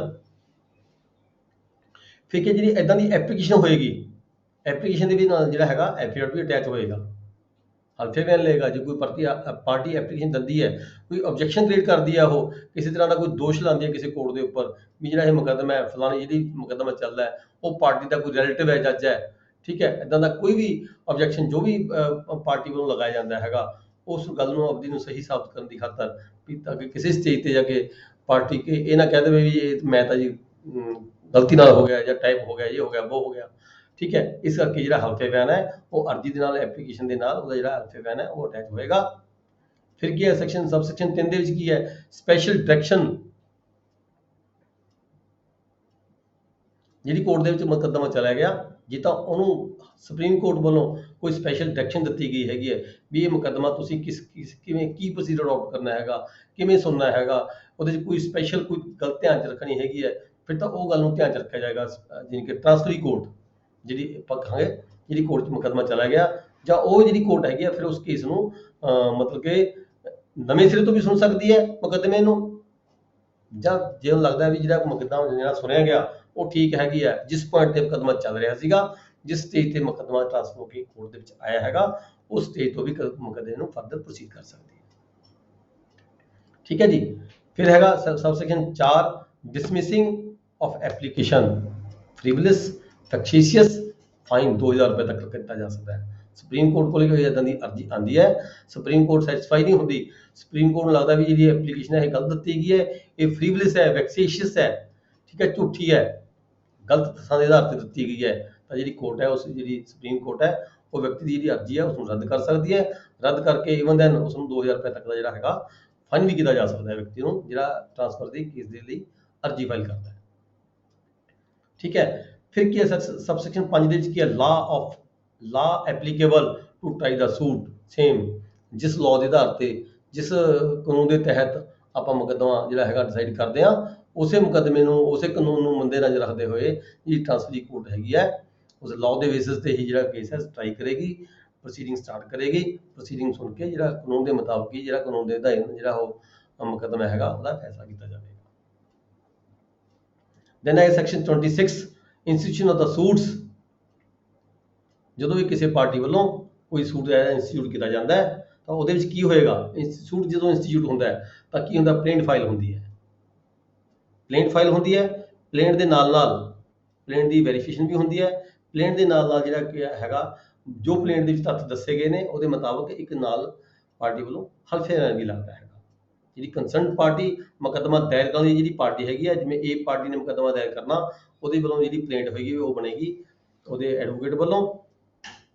ਪਲੇਂਟ ਦੇ ਉੱਪਰ ਪਹਿਲਾਂ ਸਾਈਨ ਹੋਣਗੇ ਪਾਰਟੀ ਦੇ, ਫਿਰ ਥੱਲੇ ਕਿਹੜੇ ਵਕੀਲ ਵੱਲੋਂ ਜਿਹੜੀ ਦਾਇਰ ਕੀਤੀ ਜਾ ਰਹੀ ਹੈ ਉਹਦੇ ਸਾਈਨ ਹੋਣਗੇ, ਤੇ ਇਹਦੇ ਨਾਲ ਹੀ ਪਲੇਂਟ ਦੇ ਨਾਲ ਨਾਲ ਵੱਖਰੇ ਤੌਰ ਤੇ ਇੱਕ ਜਿਹੜਾ ਹਲਫੇ ਬਿਆਨ ਬਣੇਗਾ ਪਾਰਟੀ ਵੱਲੋਂ, ਉਹ ਹਲਫੇ ਬਿਆਨ ਵੀ ਪਾਰਟੀ ਵੱਲੋਂ ਜਿਹੜਾ ਹੈਗਾ ਪਾਰਟੀ ਦੇ ਸਾਈਨ ਹੋਣਗੇ, ਤੇ ਉਹ ਜਿਹੜਾ ਮੁਕੱਦਮੇ ਦੇ ਨਾਲ ਹੈਗਾ ਹਲਫੇ ਬਿਆਨ ਲਗਾਇਆ ਜਾਏਗਾ। Then ਹੈ section 27 summons to the defendants। ਜਦੋਂ ਹੁਣ ਪਲੇਂਟ ਫਾਈਲ ਹੋ ਗਈ, ਠੀਕ ਹੈ, ਕੋਰਟ 'ਚ ਪਲੇਂਟ ਫਾਈਲ ਹੋ ਗਈ, ਇਸ ਤੋਂ ਬਾਅਦ ਕੀ ਹੋਏਗਾ, ਦੂਜੀ ਪਾਰਟੀ ਨੂੰ ਡਿਫੈਂਡਰ ਨੂੰ ਸਮਨਿੰਗ ਹੋਏਗੀ। ਜਿਹੜੀ ਸਮਨਿੰਗ ਹੈਗਾ ਇਹਦਾ ਪ੍ਰੋਸੈਸ ਹੈਗਾ within 30 days from the suit. ਜਦੋਂ ਮੁਕੱਦਮਾ ਫਾਈਲ ਹੋ ਗਿਆ, ਮੁਕੱਦਮਾ ਫਾਈਲ ਹੋਣ ਤੋਂ ਬਾਅਦ 30 ਦਿਨ ਦੇ ਅੰਦਰ ਅੰਦਰ ਜਿਹੜੀ ਹੈਗੀ ਹੈ ਘੱਟੋ ਘੱਟ ਮਤਲਬ ਕਿ ਸਮਾਨੀਤ ਕੀਤਾ ਹੈ ਜਨਰਲ 30 days ਹੈਗਾ ਦੂਜੀ ਪਾਰਟੀ ਨੂੰ ਜਿਹੜਾ ਹੈਗਾ ਸਮਨਿੰਗ ਹੋਣੀ ਹੁੰਦੀ ਹੈ। ਠੀਕ ਹੈ ਜੀ। ਡਿਫੈਂਡੈਂਟਸ ਨੂੰ within 30 days from the suit file summon ਭੇਜੀ ਜਾਣਗੇ, 30 ਦਿਨ ਦੇ ਅੰਦਰ ਅੰਦਰ ਦੇ ਵਿੱਚ ਰੱਖ ਕੇ ਮੁਕੱਦਮਾ ਜਿਹੜਾ ਹੈਗਾ ਫਰਦਰ ਫਿਰ ਸੁਣਵਾਈ ਹੋਏਗੀ ਜਦੋਂ ਪਾਰਟੀਆਂ ਹਾਜ਼ਰ ਹੁੰਦੀਆਂ। ਸੈਕਸ਼ਨ 28 ਹੈਗਾ ਜੀ service of summon defendant reside another state. ਹੁਣ ਸਰਵਿਸ ਆਫ ਸਮਨਿੰਗ ਦੀ ਗੱਲ ਜਿਵੇਂ ਆਪਾਂ ਲੈਂਡ ਰੈਵਨਿਊ ਐਕਟ ਪੜ੍ਹਿਆ ਸੀਗਾ, ਸੈਕਸ਼ਨ 20 ਹੈ ਸਾਡੇ ਕੋਲ, ਉੱਥੇ ਜਦੋਂ ਕੋਲ ਕੋਈ ਸਮਨਿੰਗ ਦੀ ਗੱਲ ਆਉਂਦੀ ਹੈ ਸੈਕਸ਼ਨ 20 ਹੈ ਲੈਂਡ ਰੈਵਨਿਊ ਐਕਟ ਦੇ ਵਿੱਚ।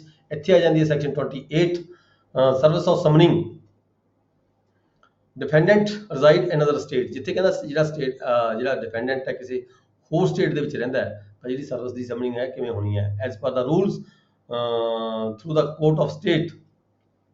ਜਿਵੇਂ ਕਹਿੰਦਾ ਰੂਲ ਦੱਸਦੇ ਨੇ ਜਿਹੜੀ ਉਸ ਸਟੇਟ ਦੀ ਜਿਹੜੀ ਕੋਰਟ ਹੈਗੀ ਹੈ ਜਿੱਥੇ ਉਹ ਵਿਅਕਤੀ ਰਹਿੰਦਾ ਹੈ ਉਸ ਕੋਰਟ ਨੂੰ ਸਮਨ ਜਾਏਗਾ।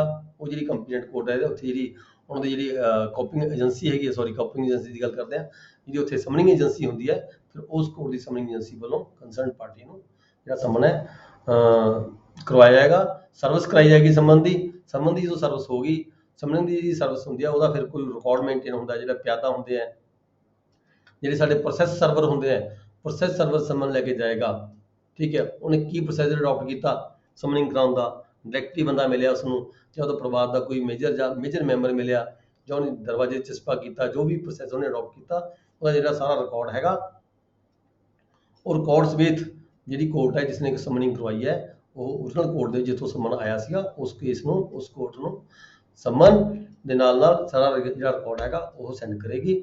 ਜੇਕਰ ਦੂਜਾ ਹੈਗਾ ਵੀ ਜੇਕਰ ਉਸ ਕੋਰਟ ਦੀ ਜਿਹੜੀ ਲੈਂਗੁਏਜ ਹੈਗੀ ਹੈ ਵੱਖਰੀ ਹੋਵੇ, ਜਿਵੇਂ ਹੁਣ ਆਪਾਂ ਸਮਨ ਭੇਜਿਆ ਇੱਥੋਂ ਪੰਜਾਬ ਦੇ ਵਿੱਚੋਂ, ਆਪਣੀ ਹੈਗੀ ਇੱਥੇ ਲੈਂਗੁਏਜ ਮੰਨ ਲਓ ਪੰਜਾਬੀ ਯੂਜ਼ ਕਰਦੇ ਹਾਂ, ਇੰਗਲਿਸ਼ ਯੂਜ਼ ਕਰਦੇ ਹਾਂ, ਸਮਨ ਸਾਡਾ ਚਲਾ ਗਿਆ ਰਾਜਸਥਾਨ ਦੇ ਵਿੱਚ, ਰਾਜਸਥਾਨ ਦੀ ਜਿਹੜੀ ਕੋਰਟ ਹੈ ਉੱਥੇ ਸਮਨ ਜਿਹੜੀ ਉੱਥੇ ਲੈਂਗੁਏਜ ਹੈ ਕੋਈ ਹੋਰ ਹੈਗੀ ਹੈ, ਤਾਂ ਜਿਹੜੀ ਜਿਸ ਕੋਰਟ ਨੇ ਜਿਹੜਾ ਸਮਨ ਕਰਵਾਇਆ ਸੀਗਾ ਉਹ ਜਿਹੜਾ ਰਿਕਾਰਡ ਹੈ ਉਹ ਰਿਕਾਰਡ ਦੀ ਟ੍ਰਾਂਸਲੇਸ਼ਨ ਕਾਪੀ ਉਸ ਕੋਰਟ ਦੀ ਪਰਿਭਾਸ਼ਾ ਦੇ ਵਿੱਚ, ਉਸ ਕੋਰਟ ਦੀ ਭਾਸ਼ਾ ਦੇ ਵਿੱਚ ਜਿਸ ਕੋਰਟ ਤੋਂ ਸਮਨ ਆਇਆ ਸੀਗਾ ਉਸ ਕੋਰਟ ਦੀ ਭਾਸ਼ਾ 'ਚ ਟ੍ਰਾਂਸਫਰ ਕਰਕੇ ਟ੍ਰਾਂਸਲੇਟ ਕਰਕੇ ਆਪਣੀ ਭਾਸ਼ਾ ਦੇ ਨਾਲ ਨਾਲ ਦੂਜੀ ਭਾਸ਼ਾ ਦੇ ਵਿੱਚ ਟ੍ਰਾਂਸਲੇਟ ਕਰਕੇ ਹਿੰਦੀ ਜਾਂ ਇੰਗਲਿਸ਼ ਵਗੈਰਾ ਜੋ ਵੀ ਮਤਲਬ ਹੋਵੇ ਕੋਰਟ ਦੀ ਭਾਸ਼ਾ ਹੈਗਾ ਉਸ ਕੋਰਟ ਨੂੰ ਜਿਹੜਾ ਸਮਨ ਹੈ ਸਮਨ ਦੇ ਨਾਲ ਜਿਹੜਾ ਰਿਕਾਰਡ ਹੈ ਉਹ ਸੈਂਡ ਕੀਤਾ ਜਾਵੇਗਾ। ठीक है जी। ਹੁਣ ਆ ਗਿਆ section 29 service of the foreign summons. Foreign ਸੰਬੰਧ ਦੀ ਗੱਲ ਕੀਤੀ ਹੈ, ਜੇਕਰ ਕਹਿੰਦਾ ਕੋਰਟ ਹੈਗੀ ਹੈ ਕੋਰਟ ਸੀਪੀਸੀ ਨਾਟ ਐਕਸਟੈਂਡ, ਜੇ ਕਿਤੇ ਐਸੀ ਜਗ੍ਹਾ ਤੇ ਜਿਹੜੀ ਕੋਰਟ ਹੈਗੀ ਹੈ ਜਿੱਥੇ ਜਿਹੜੀ ਸੀਪੀਸੀ ਹੈ ਉਹ ਲਾਈ ਨਹੀਂ ਕਰਦੀ, ਐਕਸਟੈਂਡ ਨਹੀਂ ਕਰਦੀ, ਉੱਥੇ ਲਾਗੂ ਨਹੀਂ ਹੈਗੀ, ਜਾਂ ਤਾਂ ਕਿਸੇ ਐਸੀ ਕੋਰਟ ਦਾ ਜਿਹੜਾ ਸਮਨ ਹੈਗਾ, ਜਾਂ ਫਿਰ ਕੋਰਟ ਹੈ ਕੋਈ ਕਿਸੇ ਸੈਂਟਰਲ ਗਵਰਨਮੈਂਟ ਦੀ ਕਿਸੇ ਅਥਾਰਟੀ ਦੀ ਜਿਹੜੀ ਕੋਰਟ ਹੈ ਐਸਟੈਬਲਿਸ਼ ਕੀਤੀ ਵੀ ਹੈ, ਕਿਸੇ ਫੋਰਨ ਕੰਟਰੀ ਦੀ ਐਸਟੈਬਲਿਸ਼ ਹੋਈ ਵੀ ਕੋਰਟ ਹੈ, ਸੈਂਟਰਲ ਗਵਰਨਮੈਂਟ ਨੇ ਐਸਟੈਬਲਿਸ਼ ਕੀਤੀ ਵੀ ਹੈ, ਜਾਂ ਫਿਰ ਕਿਸੇ ਨੋਟੀਫਿਕੇਸ਼ਨ ਕਰਕੇ ਸੈਂਟਰਲ ਗਵਰਨਮੈਂਟ ਨੇ, ਠੀਕ ਹੈ, ਕੋਈ ਨੋਟੀਫਿਕੇਸ਼ਨ ਕਰਕੇ ਕਿਸੇ ਫੋਰਨ ਕੰਟਰੀ ਦੇ ਵਿੱਚ ਕੋਈ ਕੋਰਟ ਬਣਾਈ ਹੋਈ ਹੈ, ਉਹਨਾਂ ਕੋਰਟਾਂ ਦਾ ਕੋਈ ਸਮਨ। ਸੱਚ 29 30 31 ਇਹਦੇ ਚ ਹੈ ਹੀ ਨਹੀਂ ਗਈ, ਕੀ ਜੀ ਨਹੀਂ ਹੈਗੇ, ਸਿਲੇਬਸ ਚ ਨਹੀਂ ਹੈਗੇ, ਸਿਲੇਬਸ 'ਚ ਹੈ ਨਹੀਂ ਗੇ। 29 ਨਾ ਜੀ, ਜਿਹੜਾ ਤੁਸੀਂ ਨਹੀਂ, ਤੁਸੀਂ ਗਲਤ ਪੜ੍ਹ ਰਹੇ ਹੋ। ਇਹ ਸੈਕਸ਼ਨ 'ਚ ਇਹ ਹੈਗੇ ਆ, ਇਹ ਤੁਸੀਂ ਆਰਡਰ ਪੜ੍ਹ ਰਹੇ ਹੋ। ਆਰਡਰ 29 30 ਨਹੀਂ ਹੈਗੇ, ਸੈਕਸ਼ਨ ਤਾਂ ਹੈਗੇ ਆ। ਓਕੇ ਆਰਡਰ ਨਹੀਂ ਹੈਗੇ 29 30 31 ਵਗੈਰਾ, ਆਰਡਰ ਹੈ ਜਿਹੜੇ ਉਹ ਸਿਲੇਬਸ 'ਚ ਨਹੀਂ ਹੈਗੇ, ਪਰ ਸੈਕਸ਼ਨਸ ਹੈਗੇ। ਠੀਕ ਹੈ, ਮੈਂ ਗੱਲ ਕਰ ਰਿਹਾ ਸੀ ਸੈਕਸ਼ਨ 29 ਦੀ। ਸੈਕਸ਼ਨ 29 'ਚ ਕੀ ਕਿਹਾ ਗਿਆ ਵੀ ਤਿੰਨ ਅਲੱਗ-ਅਲੱਗ ਕੋਰਟਾਂ ਨੇ। ਕਿਹੜੀ ਕੋਰਟ? ਨੰਬਰ 1, ਜਿਹੜੀ ਕੋਰਟ ਜਿੱਥੇ ਹੋਵੇ ਉੱਥੇ ਸੀਪੀਸੀ ਚੱਲਦੀ ਨਾ ਹੋਵੇ, ਉੱਥੇ ਸੀਪੀਸੀ ਲਾਗੂ ਨਾ ਹੋਵੇ, ਜਾਂ ਕੋਈ ਐਸੀ ਕੋਰਟ ਕਿਸੇ ਫੋਰਨ ਕੰਟਰੀ 'ਚ ਹੋਵੇ, ਕਿਸੇ ਅਥਾਰਟੀ ਵੱਲੋਂ, ਸੈਂਟਰਲ ਗਵਰਨਮੈਂਟ ਦੀ ਕਿਸੇ ਅਥਾਰਟੀ ਨੇ ਐਸਟੈਬਲਿਸ਼ ਕੀਤੀ ਹੋਵੇ, ਜਾਂ ਫਿਰ ਕੋਈ ਫੋਰਨ ਕੰਟਰੀ ਦੀ ਐਸੀ ਕੋਰਟ ਜਿਹਨੂੰ ਸੈਂਟਰਲ ਗਵਰਨਮੈਂਟ ਨੇ ਬਾਈ ਨੋਟੀਫਿਕੇਸ਼ਨ ਐਸਟੈਬਲਿਸ਼ ਕੀਤਾ ਹੋਵੇ, ਉਹਨਾਂ ਕੋਰਟਾਂ ਦਾ ਕੋਈ ਸਮਨ ਹੋਵੇ ਤਾਂ ਉਹਦੀ ਸਮਨਿੰਗ ਕਿਵੇਂ ਹੋਣੀ ਹੈ। ਠੀਕ ਹੈ, ਐਸੀਆਂ ਤਿੰਨ ਕੋਰਟਾਂ ਦੀ ਜੇ ਕੋਈ ਸਮਨਿੰਗ ਕਰਵਾਉਣੀ ਹੈ ਤਾਂ ਕਿਵੇਂ ਕਰਵਾਉਣੀ ਹੈ, ਤਾਂ ਇਹਦੇ ਵਿੱਚ ਸਪਸ਼ਟ ਕੀਤਾ ਗਿਆ ਵੀ ਉਹ ਕੋਰਟਾਂ ਜਿਹੜਾ ਸਮਨ ਹੋਣਗੀਆਂ ਉੱਥੇ ਭੇਜਣਗੀਆਂ ਜਿੱਥੇ ਉਹ ਵਿਅਕਤੀ ਰਹਿੰਦਾ ਹੈ, ਉੱਥੇ ਜਿੱਥੇ ਜਿਹੜੀ ਇਹ ਸੀਪੀਸੀ ਲਾਗੂ ਹੋਏਗੀ ਉਹਦੀ ਨੀਅਰੈਸਟ ਜਿਹੜੀ ਕੋਰਟ ਹੋਏਗੀ ਜਿੱਥੇ ਸੀਪੀਸੀ ਚੱਲਦੀ ਹੋਏਗੀ, ਉਸ ਕੋਰਟ 'ਚ ਸਮਨ ਭੇਜਿਆ ਜਾਏਗਾ, ਤੇ ਉਹ ਜਿਹੜੀ ਕੋਰਟ ਹੈ ਜਿੱਥੇ ਸਮਨ ਆਇਆ ਹੈਗਾ ਉਸਨੇ ਉਸਦਾ ਜਿਹੜੀ ਸਮਨਿੰਗ ਹੈ, ਜਿਹੜਾ ਪ੍ਰੋਸੈਸ ਸਮਨਿੰਗ ਦਾ ਹੁੰਦਾ ਉਹ ਸਾਰਾ ਅਡਾਪਟ ਕਰਕੇ ਜਿਹੜਾ ਸਮਨ ਹੈ ਉਹ ਕਰਵਾਇਆ ਜਾਏਗਾ ਉਸ ਕੋਰਟ। ਨੈਕਸਟ ਹੈ ਜੀ section 30 power to order discovery and the like. Section 30 है जी पावर टू ऑर्डर।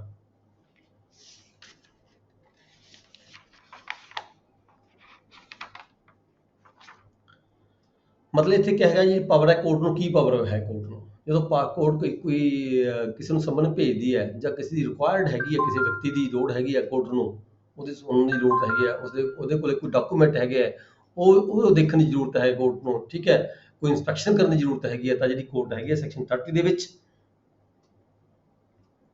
ਸੈਕਸ਼ਨ ਉਸ ਕੰਸਰਨਡ ਪਰਸਨ ਨੂੰ ਜਿਹੜਾ ਸਮਨ ਹੈ ਭੇਜਿਆ ਜਾ ਸਕਦਾ ਹੈ। ਕੋਈ ਉਹਨੂੰ ਕੁਐਸਚਨ ਭੇਜਿਆ ਸਕਦੇ ਨੇ, ਉਹਦੇ ਆਨਸਰ ਲਏ ਜਾ ਸਕਦੇ ਨੇ। ਠੀਕ ਹੈ, ਉਹ ਡਾਕੂਮੈਂਟ ਭੇਜ ਕੇ ਵੀ ਤੂੰ ਇਸ ਡਾਕੂਮੈਂਟ ਬਾਰੇ ਕੁਝ ਜਾਣਦਾ ਹੈ ਜਾਂ ਨਹੀਂ ਜਾਣਦਾ ਹੈ, ਐਡਮਿਸ਼ਨ ਲਈ ਜਾ ਸਕਦੀ ਹੈ, ਨਹੀਂ ਜਾਣਦਾ ਡਿਨਾਈ ਕਰ ਸਕਦਾ ਹੈ।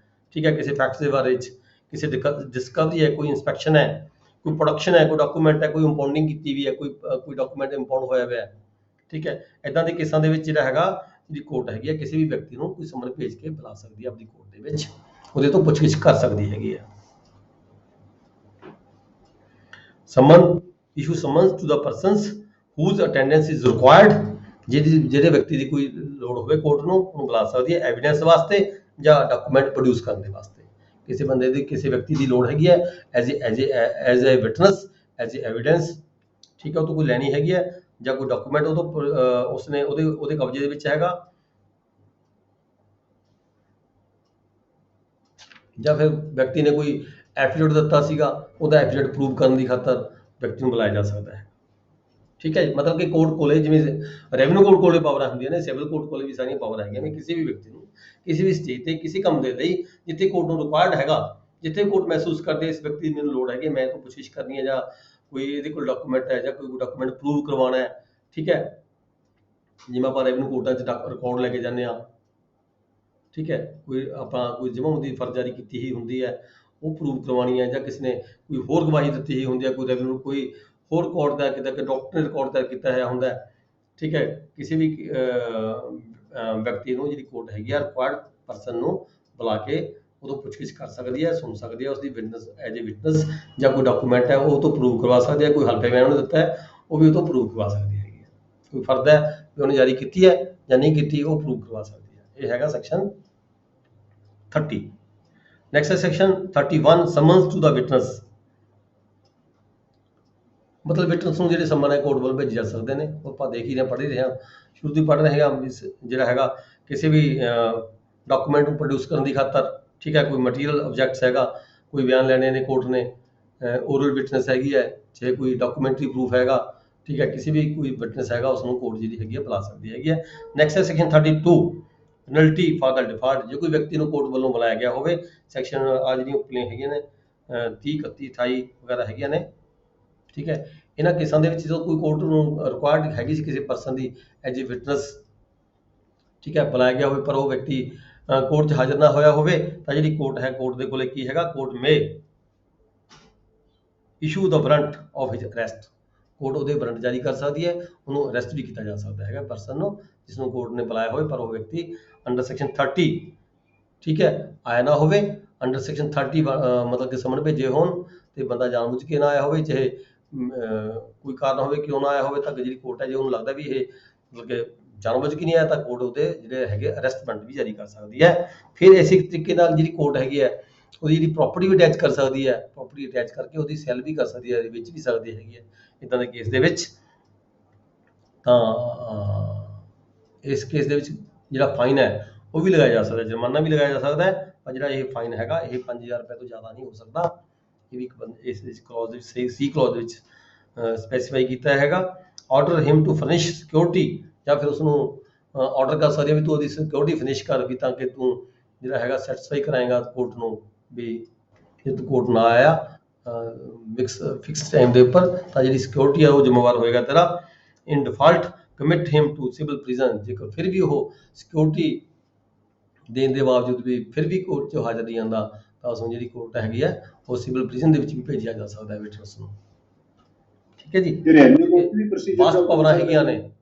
ਰੈਵਨਿਊ ਕੋਰਟ ਦੇ 'ਚ ਆਪਾਂ ਪੜ੍ਹਿਆ ਸੀਗਾ, ਰੈਵਨਿਊ ਕੋਰਟ ਦੇ ਵਿੱਚ ਸਿਵਲ ਪ੍ਰਿਜ਼ਨ ਦੀ ਗੱਲ ਤਾਂ ਨਹੀਂ ਕੀਤੀ ਗਈ, ਰੈਵਨਿਊ ਕੋਰਟ 'ਚ ਫਾਈਨ ਤੱਕ ਦੀ ਲਿਮਟ ਹੈਗੀ ਹੈ, ਫਾਈਨ ਵੀ ਕੀਤਾ ਜਾ ਸਕਦਾ ਹੈਗਾ।